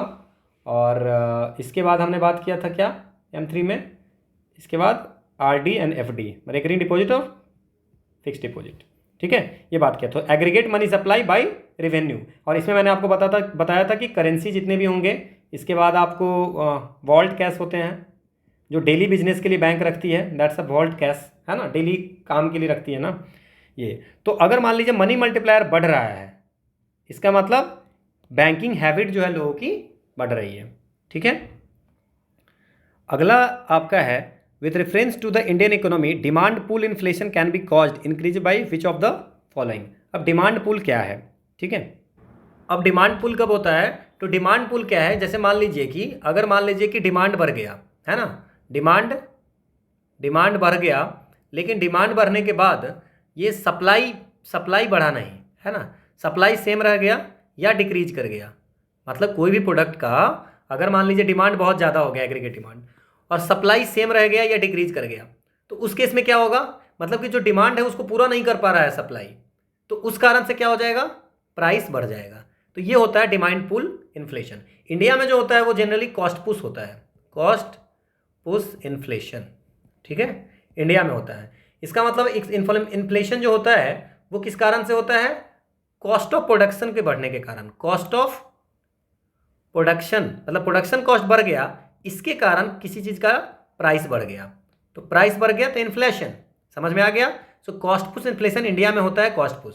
और डिमांड वाला हो गया कि डिमांड ज़्यादा हो गया लेकिन सप्लाई सेम है या कम कर गया, तो उस कारण से प्राइस बढ़ गया। मतलब चीज़ें कम है, लोग खरीदने वाले ज़्यादा हैं, तो प्राइस तो बढ़ेगी।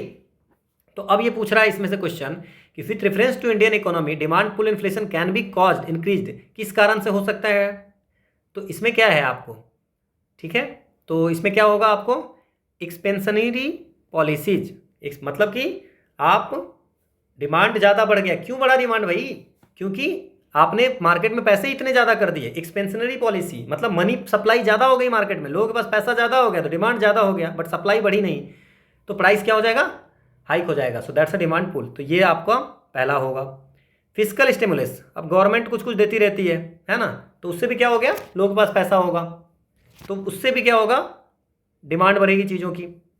इन्फ्लेशन इंडेक्स्ड वेजिंग, मतलब इन्फ्लेशन, जैसे वेज आपको अगर कम रहेगा तब ना, अब जितना इन्फ्लेशन बढ़ रहा है उतना वेज आप बढ़ा दे रहे हो, ठीक है, तो उसमें लोगों को तो कोई दिक्कत ही नहीं हो रही है, तो भी डिमांड बढ़ेगी। परचेजिंग पावर भी बढ़ रही है, तो इंटरेस्ट रेट भी बढ़ा रहे हो, इंटरेस्ट रेट बढ़ा रहे हो अगर मान लो, तब भी आपको, okay so I did some mistake somewhere, okay so it's a inflation indexing wage में, और हायर परचेजिंग है, और राइजिंग इंटरेस्ट रेट राइज करेगा तो नहीं होगा, ठीक है, सो ये नहीं होगा, इंटरेस्ट रेट अगर बढ़ा देगा तब तो होगा ही नहीं, ठीक है, सो इंटरेस्ट रेट अगर बढ़ा देगा तो आपको क्या होगा, मार्केट से तो पैसे कम ही हो जाएंगे ना, तो फिर डिमांड बढ़ने की कोई बात ही नहीं है, तो ये होगी नहीं, तो पांचवा तो होगा नहीं, तो आंसर हो जाएगा 1, 2 एंड 4। अच्छा 3 भी नहीं होगा, इन्फ्लेशन इंडेक्सिंग वेजेज से भी नहीं होगी, ठीक है, क्लियर, सो आंसर हो जाएगा 1, 2 एंड 4, ठीक है। अगला है हमारा, अगेन देखो इन्फ्लेशन पे ही क्वेश्चन आते हैं, which one of the following is likely to be most inflationary in its effect, सबसे ज़्यादा इन्फ्लेशनरी इफेक्ट किस में होगा, पब्लिक डेब्ट को रीपेमेंट करने में इन्फ्लेशन ज़्यादा होगा, कि borrowing from public finance, budget deficit, budget में आपका जो डेफिसिट हुआ है उसके लिए आप पब्लिक से बोरो करोगे तो होगा, बोरो करोगे तो पैसा लोगे, है ना, तो इसमें तो बात ही नहीं है। Borrowing from the banks to finance a budget deficit, ये भी नहीं होगा। आप क्या करोगे, सबसे ज़्यादा इन्फ्लेशन तब होगा जब आपने नया मनी, मतलब नया छाप लिया, बजट डेफिसिट को छापने के लिए, बजट डेफिसिट के लिए, है ना, आप क्या किए, नया पैसा छाप लिए, तो ज़्यादा इन्फ्लेशनरी होगा इफेक्ट में, ठीक है, तो ये आपको हो गया। इसके बाद एक और क्वेश्चन है आपका कि in India the central bank functions as the lender of last resort usually refers to which of the following, so lender of last resort का मतलब क्या होता है कि lending to the trade and industry bodies when they fail to borrow from other source, दूसरे जगह से नहीं मिल रहा है तो आपको कर्जा देना, नहीं ऐसा नहीं होता है इसमें। सो इसमें क्या होता है, providing liquidity to the banks having a temporary, bank की अगर टेम्प्रोरी क्राइसिस होती है तो उसके लिए अंतिम उधारदाता, है ना, lending of last resort RBI को बोलते हैं। सो 2 ओनली आंसर होगा। Lending to government to finance budget risk नहीं, lending of last resort central bank function है, India's the central bank function as the, मतलब आरबीआई को लेंडर ऑफ लास्ट रिजोर्ट इसलिए बोलते हैं बिकॉज जब बैंक की क्राइसिस होती है तो ये पैसे आपको प्रोवाइड करती है बैंक को, ठीक है। सो आपको ये आपको आंसर भी दिया हुआ है, okay, so this is all about the economy. अब इसमें क्या है कि मैंने नंबर ऑफ क्वेश्चन तो जैसे 40-45 किए हैं, बट मैंने आपको इन्फॉर्मेशन बहुत ज़्यादा इसमें दी है, तो आप उस पर ये कीजिए, है ना, इन्फॉर्मेशन को पूरी नोट डाउन कीजिए, और आपको इससे क्वेश्चन आएंगे, डेफिनेटली आएंगे, ठीक है ना।